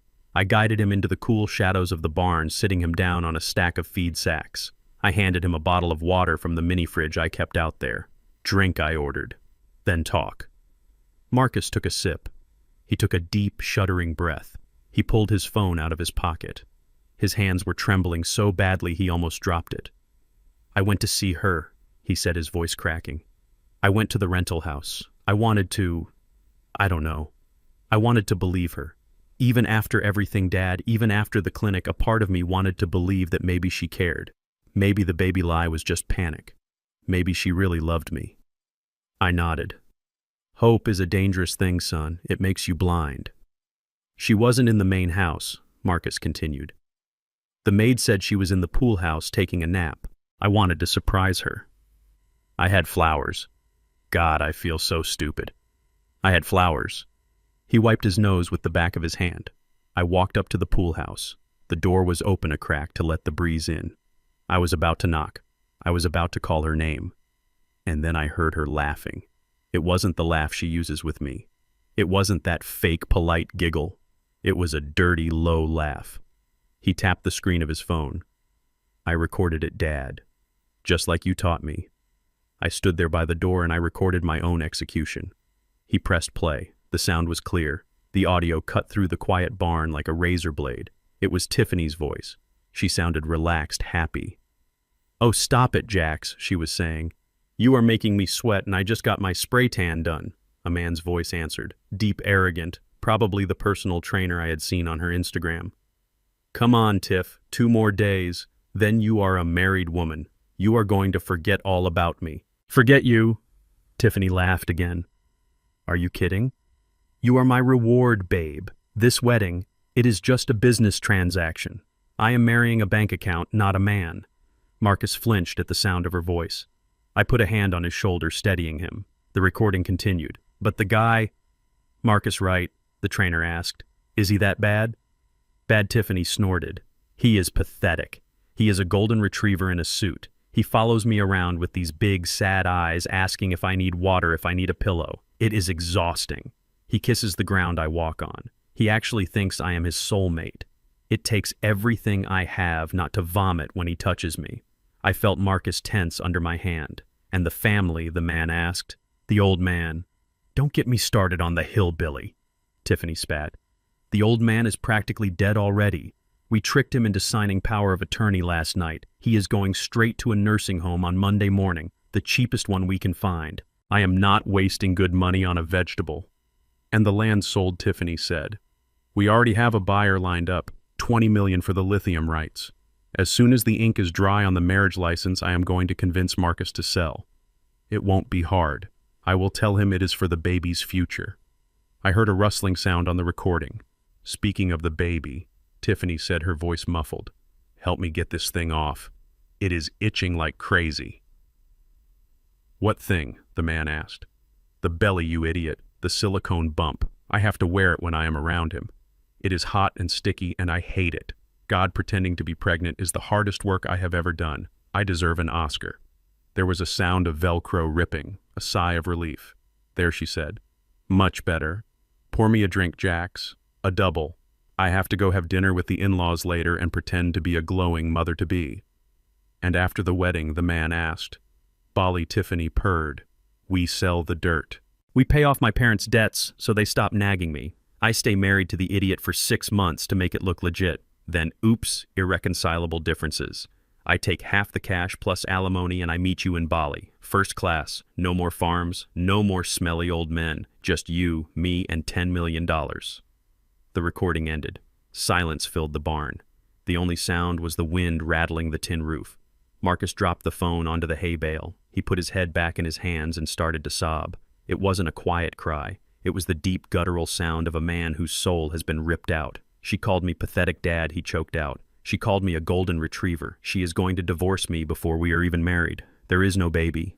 There never was. I bought a crib, Dad. I painted the nursery. I picked out names. I let him cry. I stood there silent as a stone and let him bleed out the pain. He needed to feel it.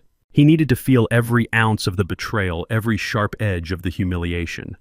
Because pain burns, and fire cleanses." I waited 5 minutes, then 10. When his sobs turned into ragged breathing, I moved. I walked over to the workbench. I picked up a heavy wrench. I weighed it in my hand. Then I threw it against the metal wall of the barn. Clang! The sound was deafening. Marcus jumped startled out of his misery. He looked up at me, eyes wide. "Are you done?" I asked. My voice wasn't gentle anymore. It was hard. It was the voice of the man who ran construction crews, who fired men for being lazy, who built an empire from mud. Marcus blinked. "What I asked if you are done crying," I said, stepping closer, "because I don't have time for tears. And neither do you." I pointed a finger at his face. "She called you pathetic. Is she right?" Marcus stared at me. "No, I can't hear you," I roared. "Is she right? Are you a pathetic dog who rolls over when he is kicked? Are you a Mark? Or are you a Jefferson?" "I am a Jefferson," Marcus said, his voice gaining a little strength. "Then stand up," I shouted. Marcus stood up. He wiped his face with his sleeve. He looked shaky, but he was standing. "She didn't just break your heart, son," I said, getting right in his face. "She spit on your name. She spit on your mother's memory. She planned to lock your father in a cage and steal the land your ancestors died for. She laughed about it. She is drinking vodka right now, laughing at you." I saw the change happen. It was slow at first, then all at once. The sadness in Marcus's eyes hardened into something else, something cold. something dangerous. "She called me an idiot," Marcus whispered. "Yes, she did," I said. "She thinks you are stupid. She thinks you are weak. She thinks she has already won." I picked up his phone from the hay bale. I held it out to him. "You have the weapon, Marcus. You have the confession. You have the proof. Now what are you going to do with it? Are you going to go home and cry in your pillow? Or are you going to make her pay?" Marcus took the phone. His grip was tight. "I want to destroy her," he said. "Good," I said. I put my arm around his shoulders. It wasn't a hug for comfort. It was a huddle for war. "Cry time is over," I told him. "You mourn the relationship later. Right now we have work to do. She wants a wedding. We are going to give her a wedding. She wants a show. We are going to give her the greatest show on earth." "But Dad," Marcus said, looking at the phone. "She wants to sell the land. Let her think she can," I said. "Let her walk down that aisle thinking she is minutes away from being a millionaire. Let her say the vows. Let her think she has trapped you." "Why?" Marcus asked. "Because the fall is harder from the top," I said. "We are going to let her climb all the way up the ladder. And then right when she reaches for the prize, we are going to kick it out from under her." I walked over to the wall where I kept the blueprints. I pulled down the map of the farm. "Tomorrow is the rehearsal dinner," I said. "She wants me to serve drinks, I will serve drinks.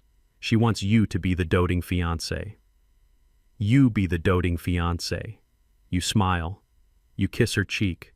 You tell her you can't wait to be a father. You make her feel like the smartest predator in the jungle." And then Marcus asked. And then I said, a grin spreading across my face that didn't reach my eyes. "Then we invite some friends." I looked at Marcus. "Do you trust me, son, with my life, Dad? Then go wash your face," I said. "Put your suit back on. Go back to that house. And when you look at her, don't see the woman you loved. See the enemy. Because the hunting season just opened, and we are going to mount a trophy on the wall." Marcus nodded. He took a deep breath. He stood taller. The ghost was gone. The man was back. He walked out of the barn and got into his truck. He didn't slam the door, he closed it firmly. He started the engine and drove back toward the lion's den. I watched him go. I felt a fierce pride burn in my chest. They had tried to break my boy, but they had just forged him into steel. I turned back to the dark barn. "Okay, Tiffany," I whispered to the empty air. "You want to go to Bali?" I picked up the wrench again. "I am going to send you straight to hell, and I am going to enjoy every second of the trip." The invasion began at dawn, a cavalcade of rental trucks and underpaid workers descending on my property like locusts. The Sinclairs had decided to host the wedding right here on the farm. Tiffany had spun it to her friends as a return to authentic roots, a rustic chic extravaganza under the stars. She posted photos of the old barn on social media with captions about heritage and legacy. But I knew the truth. I knew what the financial report in my safe said. They were holding the wedding in my backyard because they could not afford to rent a venue. Every credit card had been declined. Every line of credit was frozen. My dirt was the only free option left. I watched from the kitchen window as they tried to transform my working farm into a fantasy. It was insulting. They didn't want the farm as it was. They wanted a sanitized plastic version of it. Victoria was marching around in her heels, barking orders at a team of men who were rolling out sheets of artificial turf over my grass. She wanted green, but she didn't want the bugs or the uneven ground that came with nature. She wanted a carpet. Tiffany was right behind her, directing the placement of white wicker furniture and thousands of dollars worth of imported flowers. It was absurd. She was covering up the smell of honest earth with the stench of hothouse lilies. They were wrapping my rough-hewn fence posts in silk ribbons, trying to dress up a wolf in sheep's clothing. I put on my green jumpsuit, the staff uniform they had forced on me, and walked out onto the porch. I had a job to do. I had to play the part of the silent, obedient servant one last time. Victoria spotted me immediately. She didn't say good morning. She pointed a finger at a pile of trash near the gate. "Zeke," she shouted, "move that debris behind the shed, and try not to drag your feet. We have caterers arriving in an hour, and I do not want them seeing you looking like a vagrant." I nodded, keeping my head down. "Yes, ma'am, right away." I walked over to the pile. It was mostly cardboard boxes from the decorations they had unpacked. As I bent down to gather them, a gust of wind caught a piece of heavy cream cardstock that had been discarded on top of the heap. It fluttered across the grass and landed at my feet. It was a wedding invitation. It was beautiful, I had to admit. Thick paper gold embossed lettering, elegant calligraphy. It looked expensive. It looked like legitimacy. The honor of your presence is requested at the marriage of Tiffany Sinclair and Marcus Jefferson. I picked it up, intending to throw it in the trash bag with the rest of the refuse. But then I felt something on the back. A small separate card inserted into the envelope. An instruction card for the guests. I pulled it out. I adjusted my glasses, squinting against the morning sun. I read the text. And then I read it again, just to be sure I wasn't hallucinating. Important guest information. To ensure the comfort and health of all attendees, we kindly ask that you refrain from interacting with the resident groundskeeper, the groom's father. Due to ongoing hygiene concerns and cognitive decline, he is not to be approached or engaged in conversation. Security will be on hand to assist. The air left my lungs in a rush. Hygiene concerns. They had printed it. They had put it in ink. They had sent this card to 300 of the state's most influential people. Senators, judges, business tycoons. They had told the world that Isaiah Jefferson, the man who had built half the city they lived in, was a dirty, senile hazard that needed to be avoided like a contagious disease. I looked up at Victoria and Tiffany. They were laughing near the altar they were building, clinking glasses of mimosa, completely unaware that I was holding their death warrant in my hands. My throat didn't tighten this time. My eyes didn't sting. Instead, a low, rumbling laugh bubbled up from my chest. It started soft, a chuckle that shook my shoulders, and then it grew. I laughed until I had to lean against the fence post for support. It was perfect. It was absolutely, undeniably perfect. They had just handed me the final weapon. They had documented their cruelty.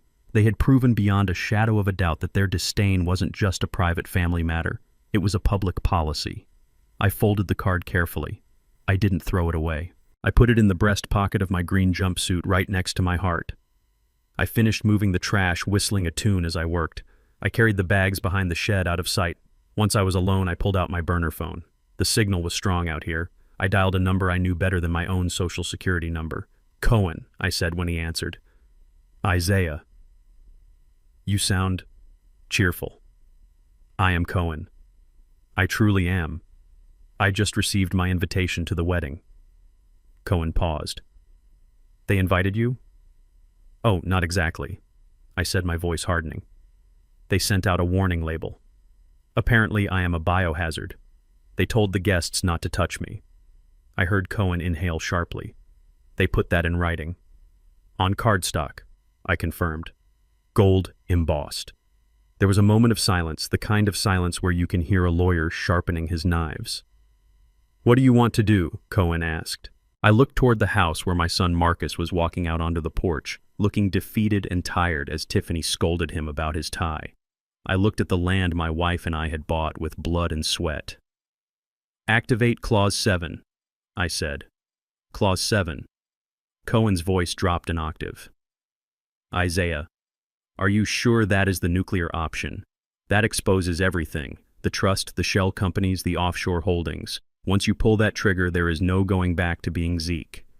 Isaiah Jefferson returns from the dead. I am ready to be resurrected," I said. "Activate it. Unseal the records. Transfer the titles back to my personal name, effective immediately. I want every single asset visible. I want them to see exactly what they tried to steal." "Done," Cohen said. "It will be processed by close of business today." "Anything else?" "Yes," I said. I looked at the empty chairs set up on the lawn. 300 chairs for guests who thought I was a dirty secret. "I want you to make some calls, Cohen. I want you to call the board of directors of Jefferson Construction Group. I want you to call the mayor. I want you to call the governor. The governor. He owes me a favor for that bridge project in Savannah," I said. "Call him. Tell them the chairman is hosting a private event. Tell them it is a celebration of transparency. Tell them attendance is mandatory." "You want the board at the wedding?" Cohen asked, sounding delighted. "I want everyone there," I said. "I want every man and woman who knows who I really am to be standing on this lawn tomorrow. I want the Sinclairs to see the difference between perceived power and real power." And Cohen, "Yeah, tell them to dress for a wedding, but tell them to bring their business cards. We might have some property to liquidate very quickly." I hung up the phone. I walked back out from behind the shed. Victoria was waiting for me, hands on her hips. "What took you so long?" she snapped. "The caterers are here. Go help them unload the truck, and don't talk to them. Just lift the boxes." I looked at her. I looked at the woman who thought she was the queen of my castle. "Yes, ma'am," I said, giving her a small, submissive bow. "Just doing my job." I walked toward the catering truck. I lifted crates of champagne and caviar. I carried them into the kitchen of my own house, setting them down on the granite countertops I had installed 10 years ago. I worked all day. I sweated. I got dirt on my uniform. I let them order me around. I let Tiffany sneer at me. I let Marcus look at me with apologetic eyes, knowing he couldn't break cover yet. But inside, I was soaring. Clause 7 was active. The gears of my empire were turning grinding into motion after a decade of silence. The invitations were going out. The titans of industry men who moved mountains with a signature were clearing their schedules. They were coming to see their old boss. They were coming to see Isaiah Jefferson. And tomorrow, when the music started and the bride walked down the aisle, she wasn't going to be met by a senile gardener. She was going to be met by the chairman of the board. I walked out to the barn as the sun set, the sky turning a bruised purple. I sat on a hay bale and took out the invitation card again. "Do not interact with the groundskeeper." I laughed again, the sound echoing in the empty rafters. "Oh, Tiffany, you should have touched the gardener. You might have felt the steel underneath the skin. Tomorrow the world was going to flip upside down, and I was going to be the one spinning the globe." The sun had gone down, but the heat of the Georgia night was still rising from the red clay trapped under the canopy of the massive white tent the Sinclairs had erected in my south pasture. It was the night of the rehearsal dinner. The air was thick with the scent of expensive perfumed citronella candles and the roasted pig that was currently spinning on a spit near the barn. They called it a southern soiree. I called it a circus. I was standing near the catering truck trying to stay invisible in my green polyester jumpsuit when Tiffany materialized out of the shadows. She was wearing a white cocktail dress that looked like it was made of spun sugar, and her face was tight with stress. "Zeke," she snapped, her voice low and sharp. "We have a problem. One of the servers called in sick, probably hungover. I need hands on the floor." I looked at her, adjusting my cap. "I ain't no waiter, Miss Tiffany. I'm the groundskeeper. I don't care what you are," she hissed, shoving a silver tray into my chest. "Tonight you are whatever I tell you to be. Take this. It is the signature cocktail, the Georgia Peach Bellini. Walk around, offer them to the guests. And for God's sake, try not to breathe on anyone." She loaded the heavy silver tray with crystal flutes filled with orange liquid. It weighed about 20 pounds. My arthritis flared in my wrists, but I took it. I took it because every humiliation was a deposit in the bank of my revenge, and I was about to cash out with interest. I walked into the tent. The noise was deafening. Laughter, clinking glasses, a jazz band playing in the corner. The guests were the same crowd from the engagement party, plus a few more local dignitaries the Sinclairs were trying to impress. I moved through the crowd like a ghost. I offered drinks. Most people didn't even look at me. They just took the glass from the floating tray, their eyes never leaving their conversation partners. To them, I was just a pair of hands in a green suit. I made my way toward the center of the tent where Victoria Sinclair was holding court. She was sitting on a high-backed wicker chair like a queen on a throne, surrounded by a group of women who looked like they shared the same plastic surgeon. Victoria was wearing a vintage Valentino gown. It was silver floor-length and shimmered under the string lights. It was magnificent, and it was about to be ruined. I approached the circle. Victoria was in the middle of a story, her hands gesturing wildly, and so I told the architect, "If you cannot source the marble from Carrara, don't bother building the foyer." She laughed, a high tinkling sound that grated on my nerves. She spotted me. Her smile didn't falter, but her eyes went cold. "Oh, look," she said, her voice dripping with condescension. "The help has arrived. Ladies, grab a drink. It is locally sourced." She reached for a glass without looking, her eyes still fixed on her friends. I saw the moment happen before it actually did. I saw the angle of her hand. I saw the tilt of the tray. I could have corrected it. I could have shifted my weight, balanced the silver, and saved the dress. I had spent 40 years walking on steel beams 500 feet in the air. I had balance that a ballerina would envy, but I didn't correct it. I let my left knee buckle just a fraction of an inch. A tremor of old age, a slip of the boot. The tray tipped. Gravity took over. 6 crystal flutes filled to the brim with sticky orange peach puree and Prosecco slid off the silver surface. They didn't fall randomly. They fell in a perfect cascade, a waterfall of sugar and alcohol. They landed directly in Victoria's lap. The sound of shattering crystal cut through the jazz music like a gunshot. Splash, crash, silence. For a heartbeat, nobody moved. The orange liquid soaked into the silver Valentino, instantly turning the shimmering fabric into a dark, wet, sticky mess. It dripped down her legs. It pooled around her expensive heels. Victoria looked down. She touched the fabric. She looked at her hand wet with Bellini. Then she screamed. It wasn't a scream of fear. It was a scream of pure, unadulterated rage. She jumped up, knocking her chair over. "You idiot! You filthy, clumsy idiot! Look what you did! This is vintage! This is irreplaceable!" I stood there holding the empty tray, my head bowed. I let my hands shake. I let my mouth hang open in shock. I am sorry, ma'am," I stammered. "The arthritis." My hand just gave out. She didn't care about my arthritis. She stepped forward, her face twisted into a mask of fury. The socialite facade was gone. The monster was out. She pulled her hand back, and she slapped me. It wasn't a slap for show. It was a full-force, open-handed strike across my face. The sound was louder than the breaking glass. My head snapped to the side. My cheek burned like fire. I tasted copper in my mouth. The entire tent went dead silent. The band stopped playing. 300 people froze, staring at the mother of the bride assaulting an old man in a green jumpsuit. I slowly turned my head back to face her.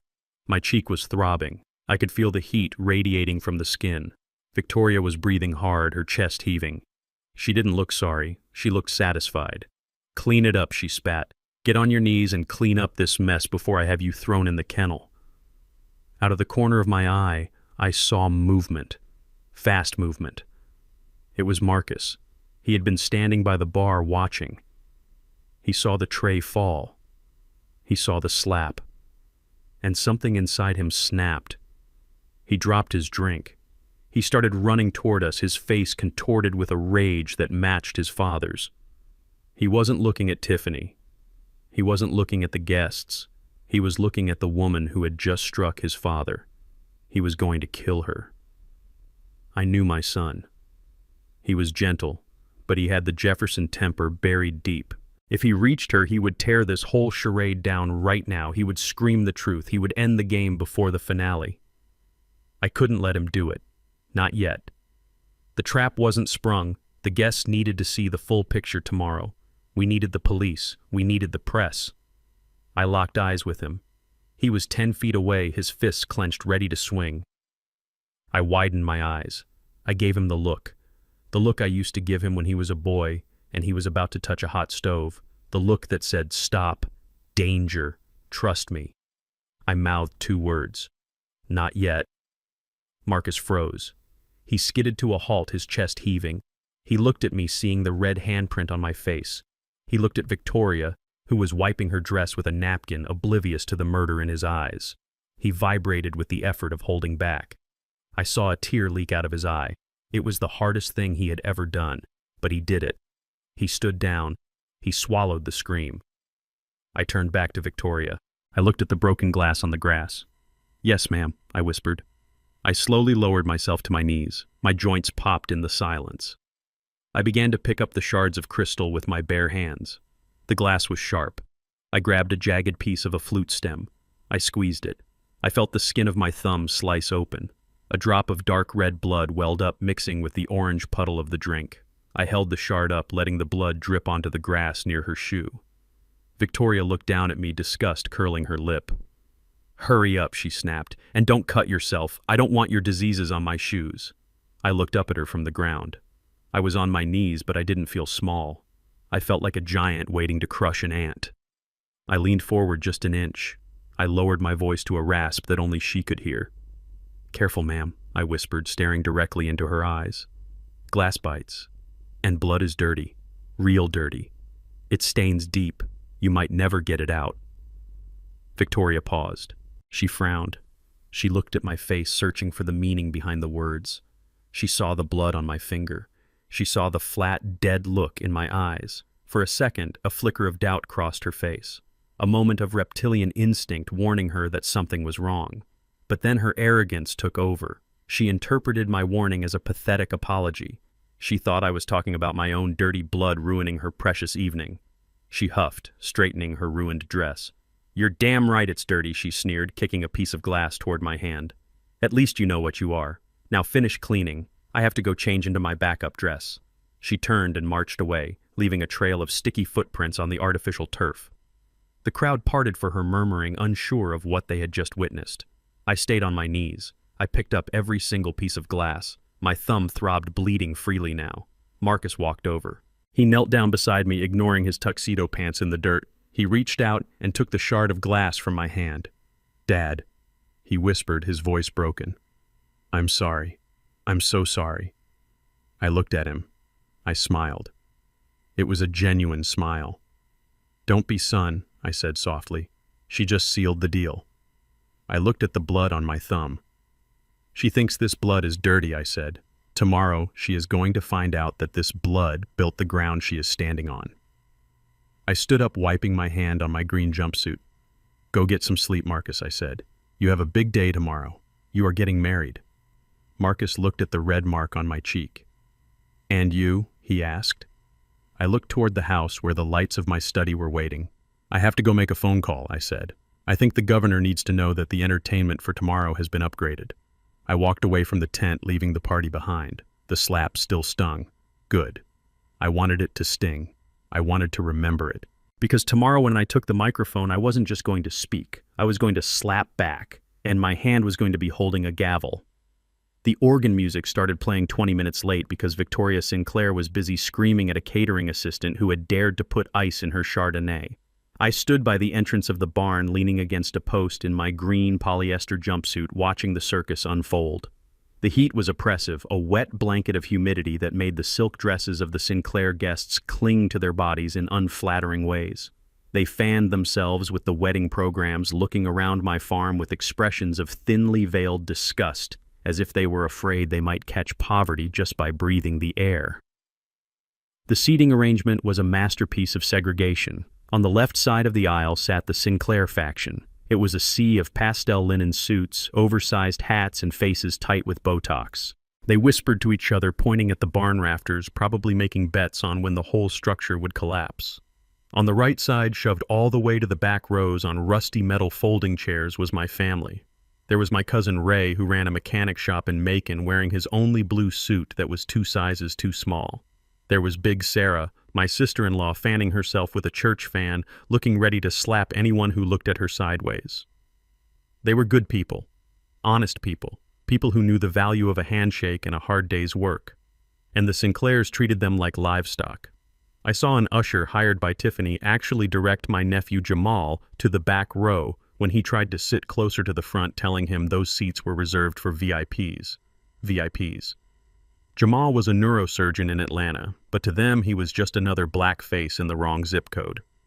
I gripped the handle of the rake I was holding. I wasn't gardening, of course. I was just holding it because Tiffany had told me it added to the ambiance. I was a prop, a living lawn ornament. The ceremony was about to begin. The preacher, a man Tiffany had hired because he looked good on camera, was adjusting his microphone. Marcus stood at the altar. He looked pale, sweating profusely in his tuxedo. He caught my eye from across the lawn. He looked terrified. I gave him a slow, steady nod. "Hold the line, son. The cavalry is coming." And then the ground began to vibrate. It wasn't the thunder of a storm. It was a low, deep rumble, the sound of precision engineering and massive horsepower. It started at the main road and grew louder, echoing off the pine trees. Heads turned. The whispering stopped. Even Victoria stopped berating the waiter and looked toward the long gravel driveway. A cloud of red dust rose into the air, signaling the arrival of a convoy. But this wasn't the beat-up Fords and Chevys my family drove. The first car to crest the hill was a Rolls-Royce Phantom, black as midnight, the chrome grille gleaming like the gates of heaven in the afternoon sun. It moved slowly, majestic and imposing, indifferent to the potholes. Behind it came a Bentley Flying Spur, then a Mercedes Maybach, then 2 black Cadillac Escalades with tinted windows and government plates. The procession wound its way down the driveway, a snake of steel and money that looked completely alien against the backdrop of my cornfields. A murmur rippled through the crowd. The Sinclair guests stood up, craning their necks. Who could this be? Was it a celebrity? Was it a foreign dignitary? "Victoria," Sinclair gasped, clutching her husband's arm. "Preston, look. It must be the governor. I told you he would come." I sent the invitation to his private office. Oh, thank God, finally some class. She frantically began smoothing her dress, checking her reflection in a spoon. She elbowed her way to the edge of the aisle, ready to greet the important guests, ready to claim them as her own. The cars came to a halt right in front of the old horse stables, parking in a perfect line on the patch of grass I had mowed just yesterday. The engines died. Silence fell over the farm, heavy and expectant. The driver of the Rolls-Royce got out first. He was a mountain of a man in a black suit. He walked around to the rear door and opened it. A leg stepped out. Then another. A man emerged. He was wearing a navy blue suit that cost more than the Sinclairs' foreclosed house. He had silver hair and the posture of a man who owned the room before he even entered it. It was William Vance, the biggest commercial developer in the Southeast, a man I had partnered with on the Olympic Stadium project back in '96. Behind him from the Bentley stepped Mayor Franklin. He was wearing his signature red tie. He adjusted his glasses, looking around the farm with a smile. From the Escalades poured a dozen men and women, the city council, the state senator, the board of directors of Jefferson Construction, my board. The crowd gasped. These were faces they saw on the news. These were the power brokers of the state. Victoria Sinclair let out a squeal of delight. She practically ran toward them, her heels sinking into the grass, her arms outstretched. Mayor Franklin, Mr. Vance, what an honor. We are so delighted you could make it to our humble celebration. I am Victoria Sinclair, the mother of the bride. Please, right this way, we have the front row reserved for you. She reached out to grab William Vance's hand. Vance didn't even look at her. He sidestepped her outstretched hand with the grace of a boxer. He didn't stop walking. He didn't look at the altar. He didn't look at the bride who was peeking out from the bridal tent, her mouth agape. He looked straight at the barn. He looked straight at the old man in the green jumpsuit holding a rake. Victoria froze her hand hanging in empty air. She looked confused. She turned to follow his gaze. "Excuse me," she stammered. "The VIP seating is that way? You are going toward the gardening shed." Vance ignored her. The entire group ignored her. They walked past the stunned guests. They walked past Preston Sinclair, who was gaping like a fish. They walked right off the white carpet and onto the dirt. They walked straight to me. My heart swelled. Cohen had done it. He hadn't just invited them, he had told them the score. I stood up straighter. I dropped the rake. It clattered against the wood of the barn. William Vance stopped 3 feet in front of me. He looked at my polyester jumpsuit. He looked at the staff patch on my chest. He looked at the red handprint that was still faintly visible on my cheek from last night. His eyes narrowed. A look of cold fury passed over his face, directed at the crowd behind him. Then he smiled at me, a warm, genuine smile of respect. He extended his hand. Mr. Chairman Vance said, his voice booming in the silence. "It has been too long." I took his hand. His grip was firm. "It surely has, William," I said, my voice dropping, the country accent returning to the timbre of the boardroom. "Good to see you. How is the knee?" "Better than your wardrobe, apparently." Vance chuckled, but his eyes remained hard as he glanced at the Sinclairs. "Cohen told us you were going undercover. I didn't realize it was deep cover." Mayor Franklin stepped up next. He didn't just shake my hand. He pulled me into a hug, clapping me on the back. "Zeke." The mayor laughed. "You old son of a gun. You scared us half to death. When Cohen called and said you were activating Clause 7, I thought you were dying. I didn't know you were just gardening. Just doing a little weeding, Mr. Mayor," I said, looking over his shoulder at the Sinclairs. "Just clearing out the invasive species." One by one they lined up. The senator, the CEO of the bank, the head of the zoning commission. They shook the hand of the gardener. They bowed their heads in respect. They called me sir. They called me boss. They called me Mr. Jefferson. The murmuring in the crowd grew to a roar. People were standing up on their chairs to see. My cousin Ray was laughing so hard he was slapping his knee. But the Sinclairs. They looked like they had been hit by a truck. Victoria had stumbled back to her seat, fanning herself frantically. Preston was wiping sweat from his forehead with a napkin, his eyes darting back and forth between me and the luxury cars. Tiffany came running out of the bridal tent. She had forgotten her bouquet.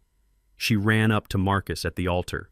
"Marcus," she hissed loud enough for the front row to hear, "what is happening? Why is the mayor talking to your gardener? Why are they shaking his hand?"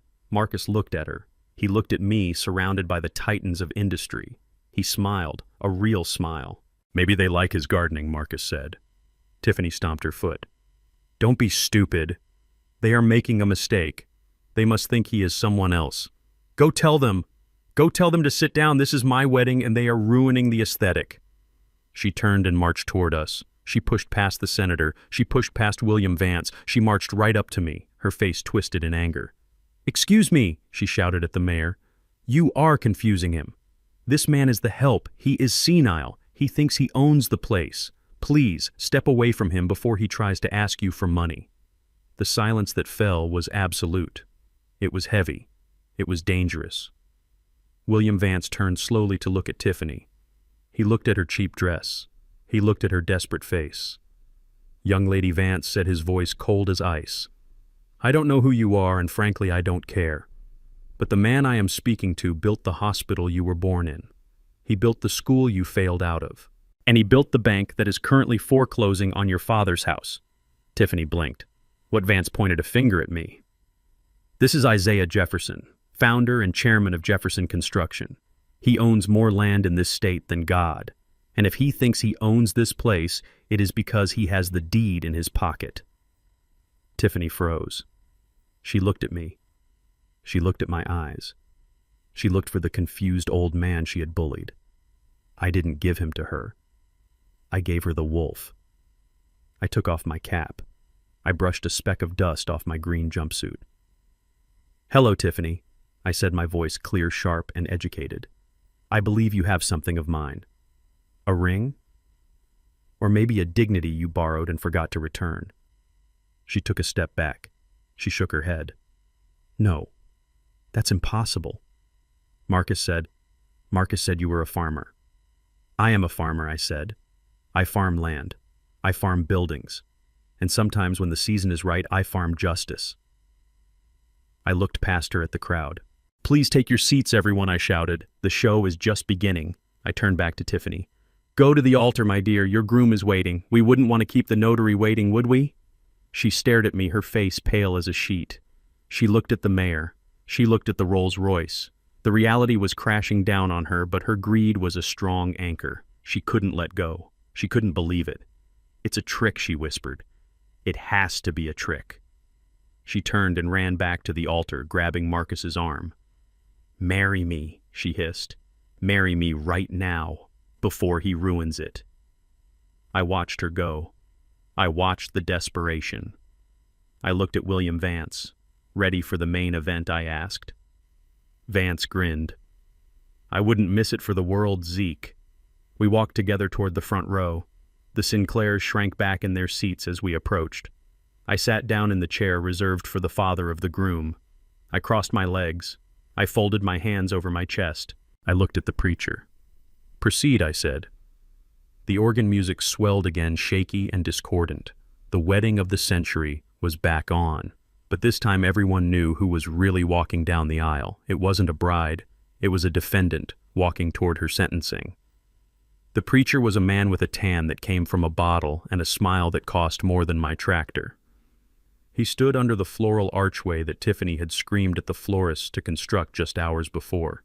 He wiped sweat from his forehead with a monogrammed handkerchief, looking nervously between the bride, who was vibrating with a mixture of rage and adrenaline, and the front row where the governor of Georgia was currently checking his watch. The air was thick, suffocatingly hot, and heavy with the scent of impending disaster. I sat in the front row, flanked by William Vance and Mayor Franklin. I could feel the eyes of the Sinclair family boring into the back of my neck. They were terrified. They didn't understand why the most powerful men in the state were sitting next to the groundskeeper. They were whispering furiously among themselves, probably trying to figure out if this was some elaborate prank or a fever dream brought on by the heat. Marcus stood at the altar. He looked steady. The trembling was gone. He looked at Tiffany, not with love, but with the cold, analytical gaze of a man inspecting a cracked foundation. He was waiting for the signal. We were all waiting. The preacher cleared his throat into the microphone. The sound screeched through the speakers, making half the guests wince. "Dearly beloved," he began, his voice booming and hollow. "We are gathered here today to witness the union of Tiffany Sinclair and Marcus Jefferson. A union of love, family, and shared values." I heard William Vance snort softly beside me. Shared values, he muttered under his breath. If the value is bankruptcy and fraud, then sure. I kept my face impassive. I watched Tiffany. She wasn't listening to the sermon. Her eyes were darting around the crowd, tallying the net worth of the guests, calculating the gifts, scanning the horizon for the notary she had hired to seize my land. She looked beautiful on the outside, a vision in white lace and silk, but I had seen the rot underneath. I had seen the receipts from the clinic. I had heard the voice recordings. She was a painted tomb. The preacher droned on about commitment and honesty. The irony was so thick you could cut it with a knife. Every word felt like a lie. Every nod from Victoria Sinclair in the second row felt like an insult to the sanctity of marriage. Beatrice would have hated this. She believed a wedding was a covenant with God, not a networking event for social climbers. Finally, the preacher reached the part we had all been waiting for. He paused for dramatic effect, looking out over the sea of sweaty faces. If there is anyone here present who knows of any just cause why this couple should not be joined in holy matrimony, speak now or forever hold your peace. The silence that followed was traditional. It was usually a formality, a moment for a few awkward coughs before the ceremony proceeded. But today the silence was heavy. It was loaded. I waited 1 beat, 2 beats. Then I stood up. My knees popped. The sound was audible in the quiet barnyard. I stood to my full height in my green polyester jumpsuit, the staff patch catching the sunlight. I didn't rush. I stepped out of the row, moving past the knees of the mayor and the senator. I walked into the center aisle. A gasp rippled through the crowd. It started in the back where my family was sitting, a gasp of confusion and worry. It spread to the Sinclair side, a gasp of horror and indignation. I heard Victoria Sinclair hiss, "Oh my God, he is doing it. He is having an episode." I walked slowly toward the altar.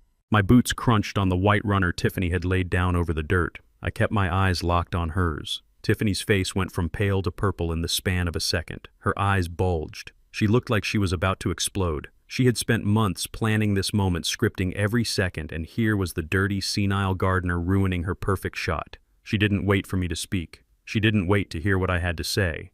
She snapped. "Stop!" she screamed, her voice shrill and piercing, distorted by the microphone Marcus was holding nearby. "Stop right there!" She pointed a shaking finger at me. "Security!" she yelled, looking frantically toward the edges of the crowd where 2 burly men in black t-shirts were standing. "Get him out of here. Drag this stinky old man off my stage right now." The security guards hesitated. They looked at me. Then they looked at the front row. They saw the governor. They saw the mayor. They saw William Vance, who was staring at them with a look that could freeze water. They didn't move. They knew better than to lay a hand on a man who was sitting with the kings of the city. Tiffany saw their hesitation and went feral. She stomped her foot, her veil shaking. "Are you deaf?" she shrieked. "He is ruining my wedding. He is senile. He thinks he is a guest. Get him out before he drools on my dress." I kept walking. I reached the steps of the altar. I walked up the 3 wooden stairs until I was standing level with the bride and groom. Tiffany recoiled from me as if I were radioactive. She grabbed Marcus's arm, digging her nails into his tuxedo jacket. "Marcus, do something," she hissed. "Your father is humiliating us. Throw him out. Tell him to go back to the barn." I looked at Marcus. He looked back at me. He didn't pull away from her. He didn't look angry. He looked calm. He raised the microphone to his lips. "Wait," Marcus said. His voice was steady, amplified through the speakers echoing across the fields. Tiffany stared at him, shocked. "Wait, what do you mean, wait? Get him out of here." "No," Marcus said firmly. He gently pried her fingers off his arm. He took a half step away from her, creating a physical distance that felt like a canyon. "My father has something to say," Marcus announced to the crowd. "And I believe he has a wedding gift." A hush fell over the audience. A gift. Tiffany blinked. Her brain tried to process the shift. A gift. Her eyes darted to my hands.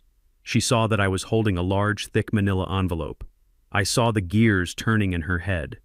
I saw the greed override the anger. She remembered the notary.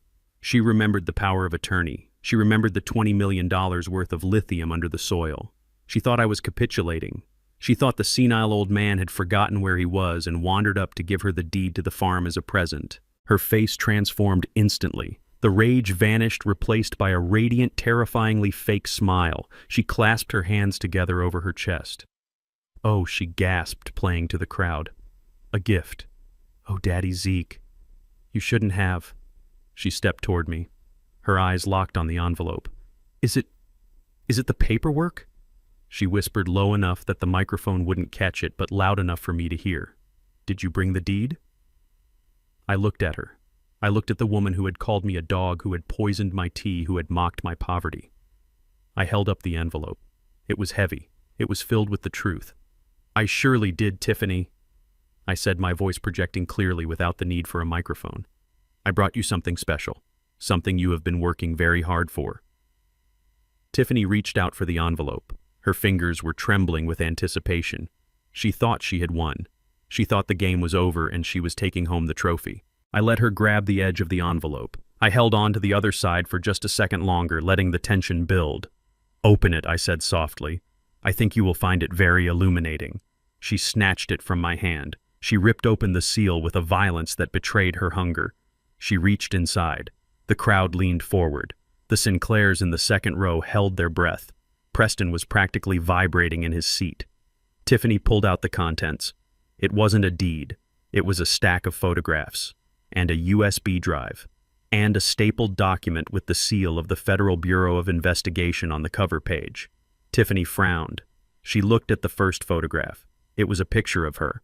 But she wasn't at a wedding dress fitting. She wasn't at a bakery tasting cakes. She was sitting in a car with a man who was definitely not Marcus. He was kissing her neck. His hand was up her skirt. It was the personal trainer, Jax. The photo was high resolution, taken with a telephoto lens by my investigator just 3 days ago. Tiffany's breath hitched. She flipped to the next photo. It was a picture of her walking out of the aesthetic clinic. Her lips were swollen. She was holding a receipt. She flipped to the next one. It was a photocopy of the patient intake form where she had checked the box marked no next to the question, "Are you pregnant?" Her hands started to shake. The color drained from her face, leaving her looking like a wax statue. She looked up at me. Her eyes were wide with terror. She looked at the crowd. She realized with a dawning horror that she wasn't holding the keys to the kingdom. She was holding her own indictment. What is this?" she whispered, her voice barely audible. "It is your gift," I said, my voice booming. "It is the truth." I turned to the crowd. I looked at the governor. I looked at William Vance. I looked at my family in the back row. "Ladies and gentlemen," I announced, "I apologize for the interruption, but there seems to be a misunderstanding about the nature of this union."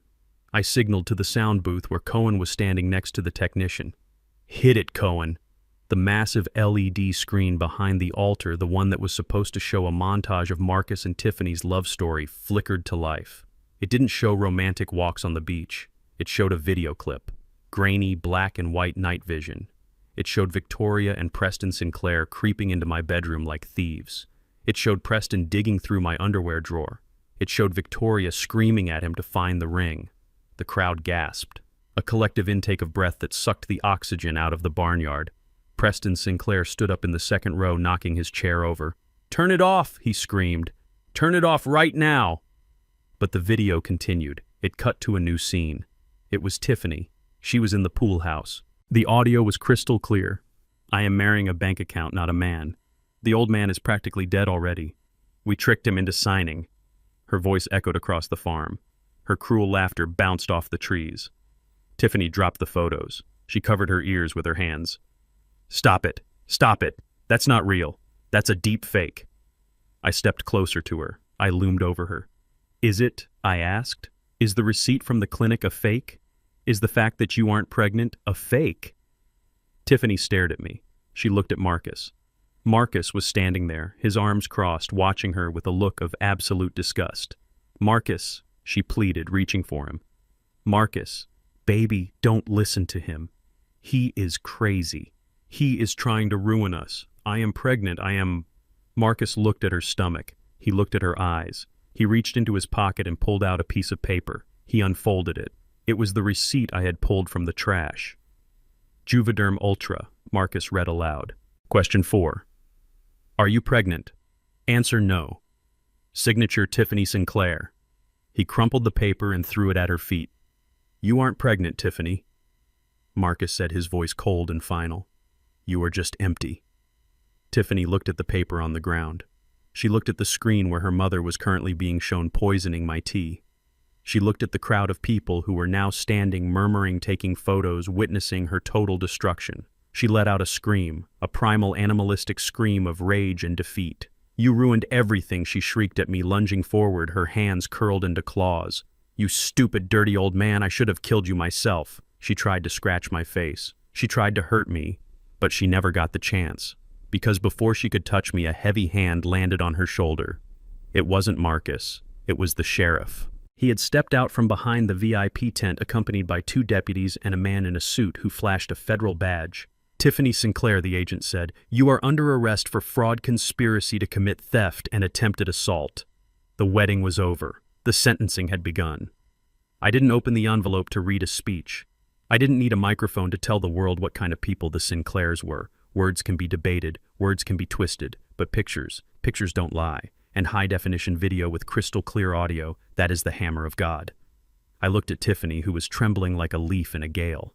I looked at her parents huddled in the second row, their faces masks of confusion and dread. They were waiting for me to pull out a deed. They were waiting for the surrender. Instead, I turned my back to them. I faced the massive LED screen that towered behind the altar. It was a monstrosity of technology, 20 feet high, rented to display a slideshow of their fake romance.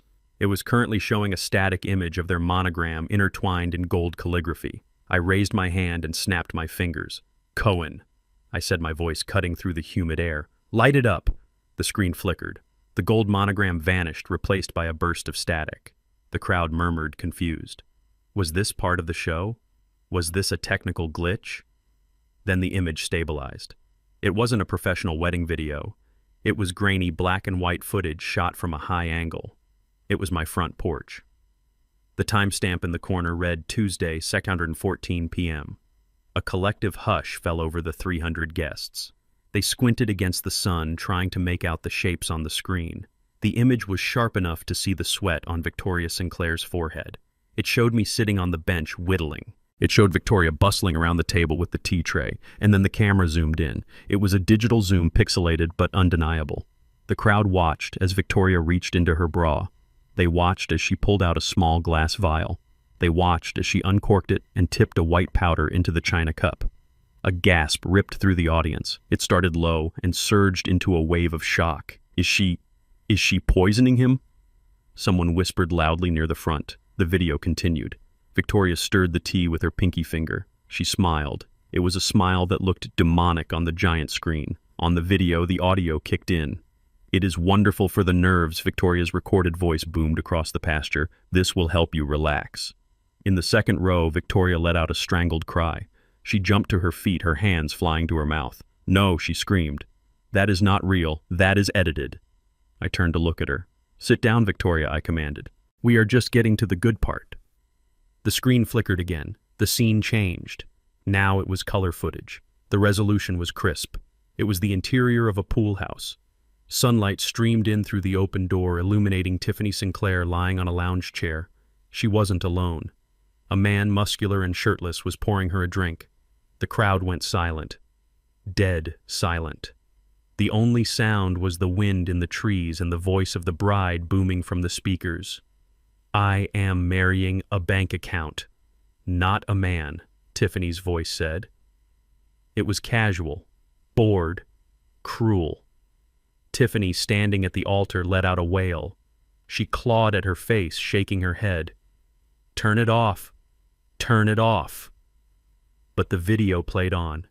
"The old man is practically dead already," the recording continued.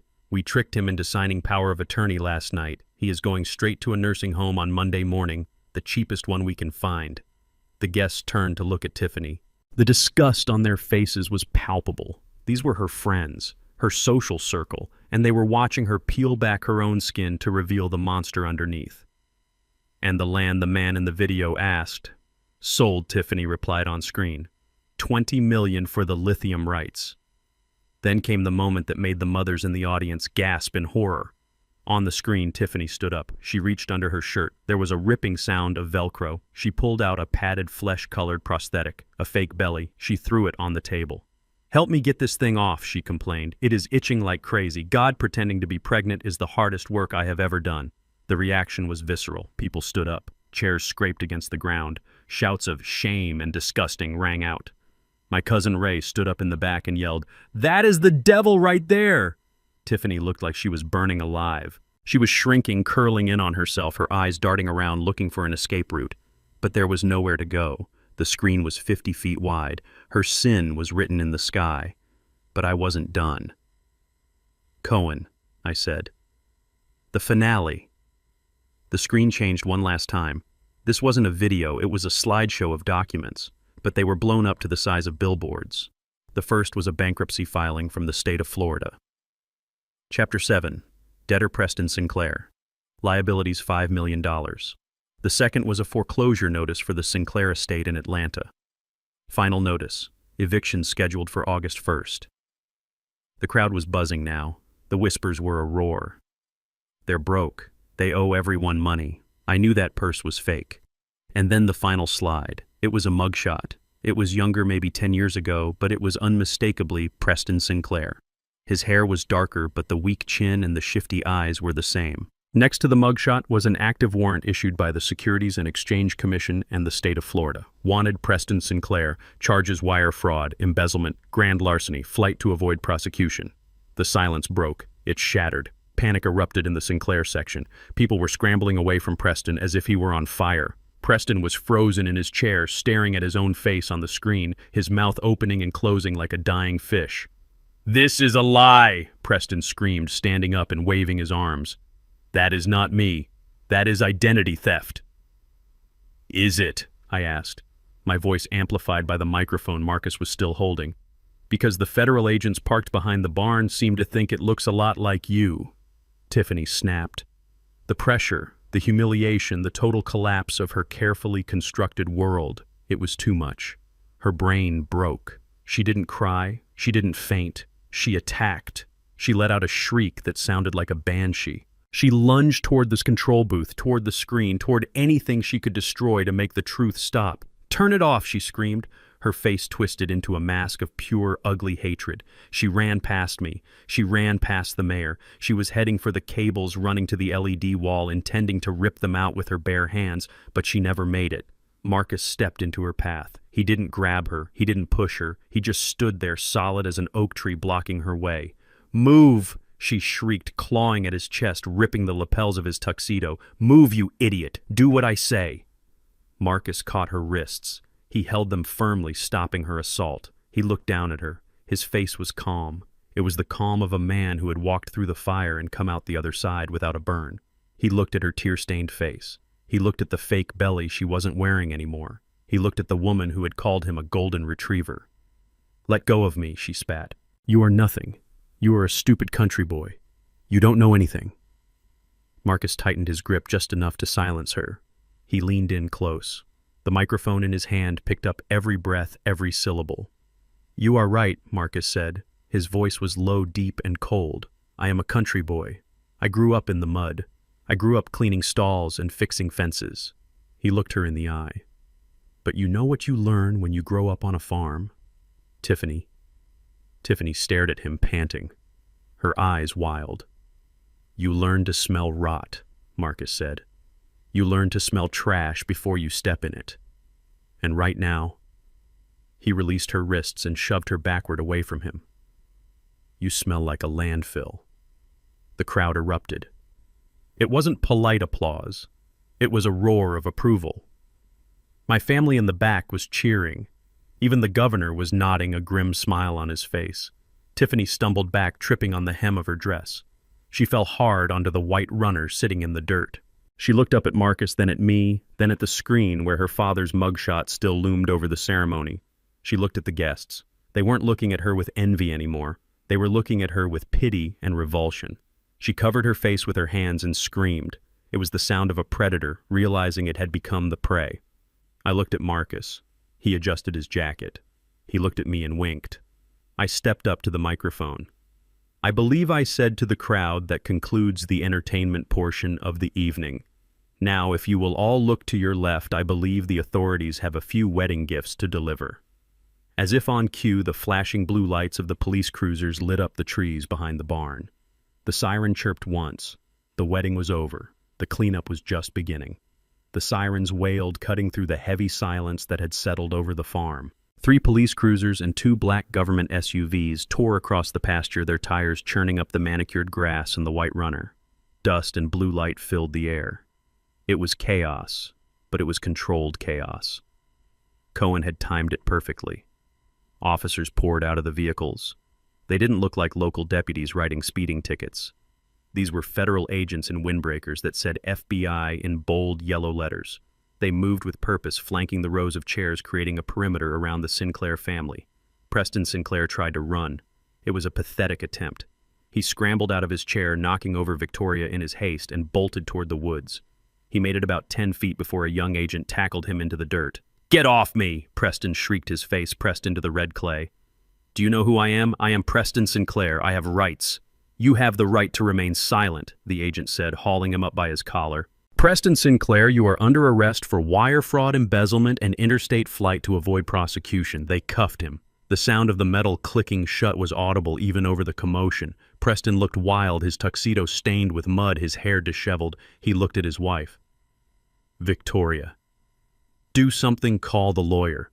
Victoria was too busy trying to save herself. An officer was reading her rights, holding her arm firmly. She was screaming about her dress, about her reputation, about the injustice of it all. "This is a mistake," she yelled at the governor in the front row. "Governor, tell them we are friends. We donated to your campaign." The governor didn't even blink. He just sipped his iced tea and looked away. Then there was Tiffany.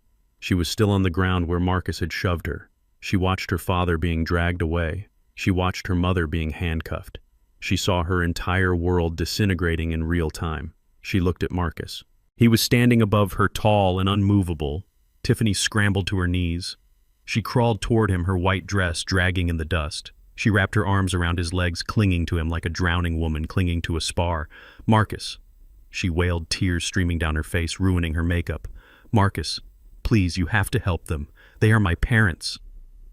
Marcus looked down at her. He didn't move. He didn't offer a hand. He just watched her with cold, dead eyes. Tiffany sobbed harder, burying her face in his trousers. "Baby, please, I love you. You know I love you. That video, that was just talk. It was a joke. I was just blowing off steam. I didn't mean any of it." "A joke," Marcus repeated, his voice flat. "You called me a golden retriever. You said you wanted to vomit when I touched you. That's a hell of a punchline, Tiffany." "I was scared," she cried, looking up at him with wide, desperate eyes. "I was scared of the commitment.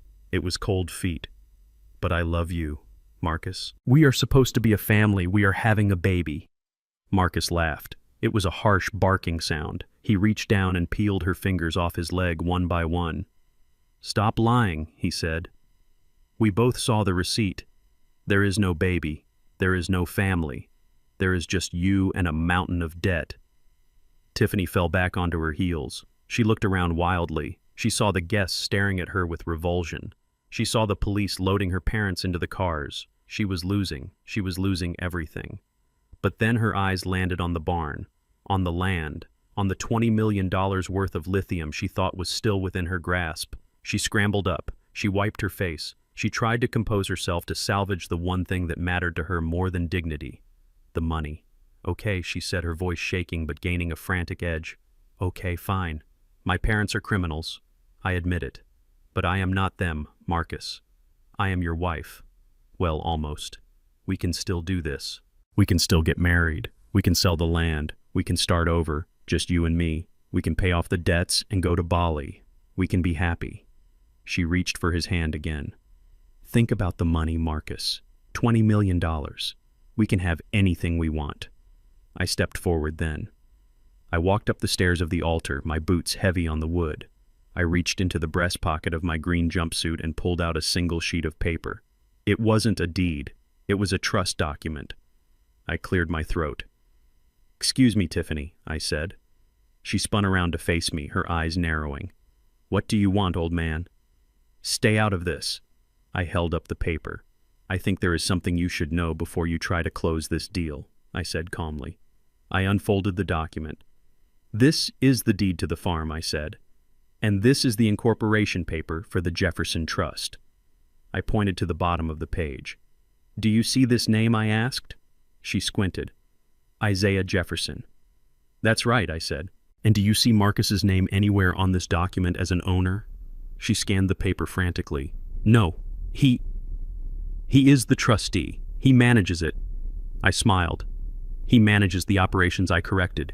He manages the cows. He manages the corn, but he does not own the dirt. I leaned closer to her. The land belongs to me, Tiffany. The lithium belongs to me. The money belongs to me. Marcus. He draws a salary. A good salary, mind you, but he doesn't have $20 million. He doesn't have a deed to sign over. He can't sell you this farm any more than he can sell you the moon. I paused, letting the words sink in. So if you marry him, I continued, you are not marrying a millionaire. You are marrying a man with a truck, a dog, and a father who will make sure you never see a dime of the family fortune.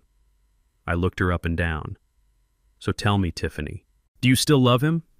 Do you still want to go to Bali with a man who can't pay for your first-class ticket? The effect was instantaneous. It was like watching a light switch flip. The desperation vanished from her face. The tears stopped. The love evaporated.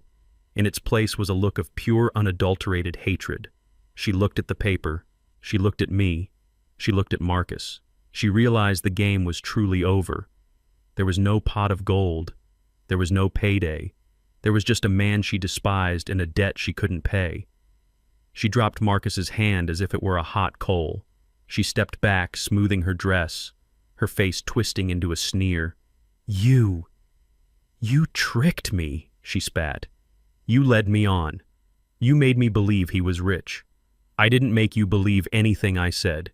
You saw what you wanted to see. You saw a victim, but you should have looked closer. You should have looked at the boots. She let out a scream of frustration. She ripped the veil off her head and threw it on the ground. She stomped on it, grinding the white lace into the dirt.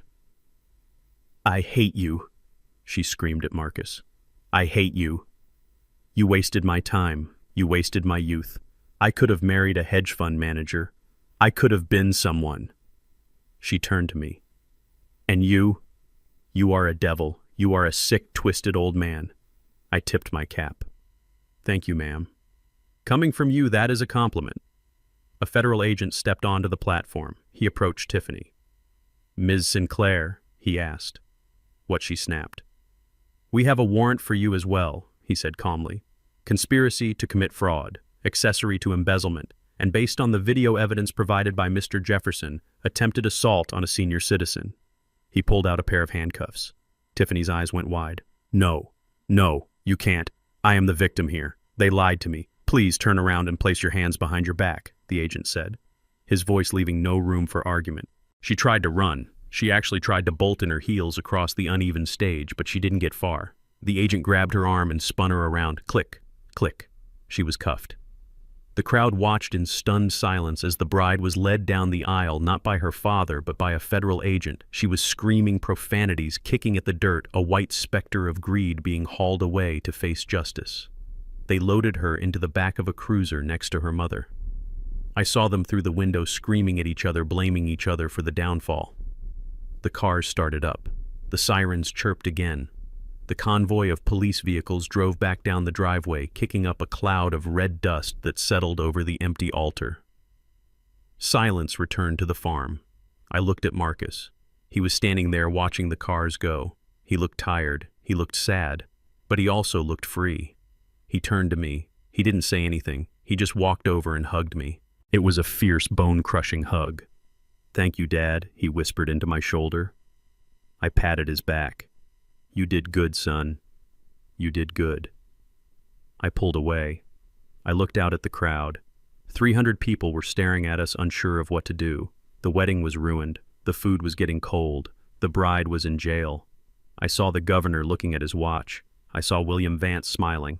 I saw my family in the back row looking ready to start a party or a riot depending on the signal. I walked to the microphone. I tapped it twice. Thump, thump. Ladies and gentlemen, I said, my voice echoing across the pasture. I apologize for the change in programming. It seems the bride had a prior engagement with the federal government. A ripple of laughter went through the crowd. It was nervous laughter at first, then genuine amusement. However, I continued, we have 300 pounds of roast pig, we have 20 cases of champagne, and we have a band that has been paid in full. I looked at Marcus. We may not be celebrating a marriage today, I said, but I think we have something much better to celebrate. I raised my hand. We are celebrating my son's freedom. We are celebrating the fact that the Jeffersons don't get played, and we are celebrating the fact that the trash just took itself out. The crowd cheered. My family jumped up, clapping and hollering. Even the stiff suits in the front row were smiling. So I shouted, "Please eat, drink, dance." The bar is open, and unlike the Sinclair's credit, the drinks are free. I turned to the band leader, who was staring at me with his mouth open. "Hit it, boys," I yelled. "Play something funky." The band kicked into a high-energy soul track. The music filled the air, chasing away the tension. People started moving. They started laughing. They started heading for the food. William Vance walked up to the stage. He clapped me on the shoulder. "Hell of a show, Zeke," he shouted over the music.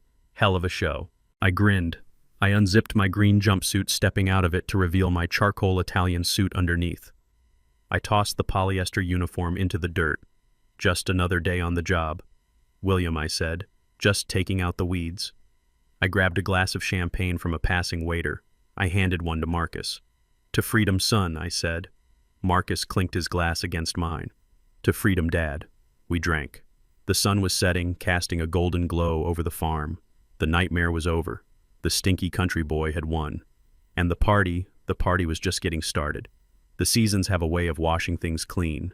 The red Georgia clay gets hard in the winter, cracking under the frost, and then the spring rains come and soften it up again, ready for new life. It has been exactly 1 year since the blue lights of the police cruisers faded down my driveway.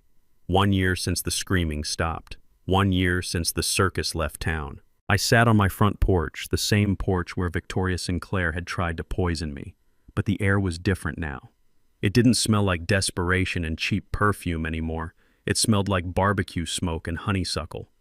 The artificial turf was long gone, ripped up and hauled away. The grass had grown back wild and green and real. I rocked in my chair, the wood creaking a familiar rhythm. I wasn't whittling today. I was holding a glass of sweet tea. Ice cold. No bitter aftertaste. Just sugar and lemon and peace. I looked out at the vegetable garden. It wasn't a mini golf course. It was thriving. The tomatoes were heavy on the vine, turning red in the afternoon sun. And kneeling in the dirt right where Victoria had crushed my pepper plant was Sarah. Sarah wasn't a socialite. She didn't know the difference between a Birkin bag and a grocery sack, and she didn't care. She was wearing a pair of denim overalls that were covered in mud, her hair tied back in a messy bun that was unraveling in the humidity. She was laughing, pulling a stubborn weed from the okra row. I smiled. I remembered the first time I met her. It was the day I infiltrated the clinic to catch Tiffany. I had been rushing to the stairwell with the trash bag evidence, and my old knees had buckled. I stumbled, nearly hitting the floor. The receptionist had ignored me. The patients had stepped over me. But Sarah, who had been there visiting her sister, dropped her purse and caught me by the arm. She didn't look at my janitor uniform with disgust. She looked at me with concern. She helped me to a chair. She got me a cup of water. She sat with me until I caught my breath. She didn't know I was a millionaire. She just saw an old man who needed a hand. That was the woman my son married 3 months ago. No cameras, no governor, no white runner over the dirt. Just a preacher on the porch, a few friends, and a potluck dinner that tasted better than any catered meal I have ever had. I looked toward the barn. Marcus was there. He wasn't wearing a tuxedo. He was wearing jeans and a t-shirt stained with oil. He was working on the tractor grease up to his elbows. He looked up, wiping his forehead with the back of his hand. He saw Sarah in the garden. He stopped working. He just watched her. The look on his face wasn't the panicked, desperate look of a man being held hostage. It was the look of a man who had found his anchor. He walked over to her, stepping carefully between the rows. He said something I couldn't hear. Sarah looked up, beaming. She reached up and wiped a smudge of dirt off his cheek with her thumb. He leaned down and kissed her. It was real. It was quiet. It was boring. And it was the most beautiful thing I had ever seen. I took a sip of my tea. The silence of the farm was heavy, but it wasn't empty. It was full. It was full of the things that matter. The Sinclairs were gone. Erased. I heard through the grapevine that Preston took a plea deal, 5 years in a minimum security facility in Florida. Victoria was awaiting trial for attempted poisoning, her social standing reduced to a prison ID number. And Tiffany. The last I heard, she was out on bail, living in a motel 2 counties over, trying to sell her story to tabloids that weren't buying. She had tried to reach out to Marcus once, a letter sent to the house. Marcus didn't even open it. He tossed it into the fireplace and watched it burn. He didn't say a word. He just watched the paper turn to ash, and then he went back to living his life. We didn't sell the land. The lithium is still down there sleeping under the soil. Maybe one day we will mine it, maybe we won't. But if we do, it will be on our terms. It will be for the future of the children Sarah and Marcus are talking about having. Real children, not bargaining chips. Sarah stood up, dusting off her knees. She grabbed the basket of vegetables she had picked. She walked toward the porch, her boots crunching on the gravel. "Hey, Pop," she called out. She called me Pop, not Zeke, not Mr. Jefferson. "Pop, I got enough okra here to fry up a mountain," she said, climbing the steps. "Marcus says he is starving." "You hungry?" "I surely am," I said. "Need some help in the kitchen?" She laughed. "You stay right there. You worked hard enough this morning fixing that fence. I got this." "Oh, and Pop." "Yeah, Cohen called while you were napping. He said the deed transfer is final. The trust is updated." I nodded. "Good." She paused at the door. She looked at me. Her eyes were kind, honest. "Thank you," she said softly. "For what I asked." "For saving him," she said, looking back at Marcus in the field. "He told me everything. About the other girl. About the trap. If you hadn't fought for him, he wouldn't be the man he is today." "I didn't save him, Sarah," I said. "I just woke him up. He did the rest." She smiled and went inside. The screen door slammed shut. The smell of frying oil and cornmeal started to waft out. I sat back. I looked up at the sky. The sun was dipping below the horizon, painting the clouds in shades of purple and gold. It was the same sky I used to watch with Beatrice. I reached into my pocket. I didn't have the ring there anymore. The ring was on Sarah's finger. It fit her perfectly. She didn't ask for it. I gave it to her the day Marcus proposed. She cried. She said she was afraid to wear it gardening. I told her dirt washes off, but a good heart shines through anything. I closed my eyes. I felt the breeze on my face. "Beatrice," I whispered to the wind. "Can you see them? Can you see our boy?" I felt a warmth in my chest, a sense of completion. "I cleaned the weeds, Beatrice," I whispered. "I pulled them up by the roots. The garden is safe. The soil is good. We can grow again." I sat there for a long time, just listening to the sounds of my home, the tractor engine, the sizzling pan in the kitchen, the dogs barking in the distance. It was the symphony of a life reclaimed. I wasn't the chairman of the board tonight. I wasn't the millionaire developer. I was just Isaiah. I was a father. I was a father-in-law. And soon, God willing, I would be a grandfather. I took one last sip of tea. I set the glass down. The world is full of noise. It is full of people screaming to be heard, people painting over the cracks in their lives with gold paint, hoping no one notices the rot. But the truth is quiet. The truth doesn't need a microphone. It just needs time. I stood up. My joints popped, but I felt light. I felt strong. I turned to go inside to join my family for supper. The stinky country boy was hungry, and for the first time in a long time, the table was set with love. In a world obsessed with filters and facades, the most dangerous man in the room isn't the one shouting about his wealth, but the one who has nothing to prove. They saw dirt on my boots and assumed I was weak. They didn't realize that dirt meant I owned the ground they stood on. Respect isn't a transaction you negotiate with a bank account. It's the currency of the soul. If you have to buy your seat at the table, you're already on the menu. Never underestimate the quiet ones. We hear the loudest secrets. If you enjoyed watching the trash get taken out today, do me a favor and hit that like button. It helps the truth get heard. And tell me in the comments, have you ever been underestimated by someone just because of how you looked? I want to hear your story. Don't forget to subscribe. We have a lot more weeds to pull and a lot more truth to tell. See you in the next one.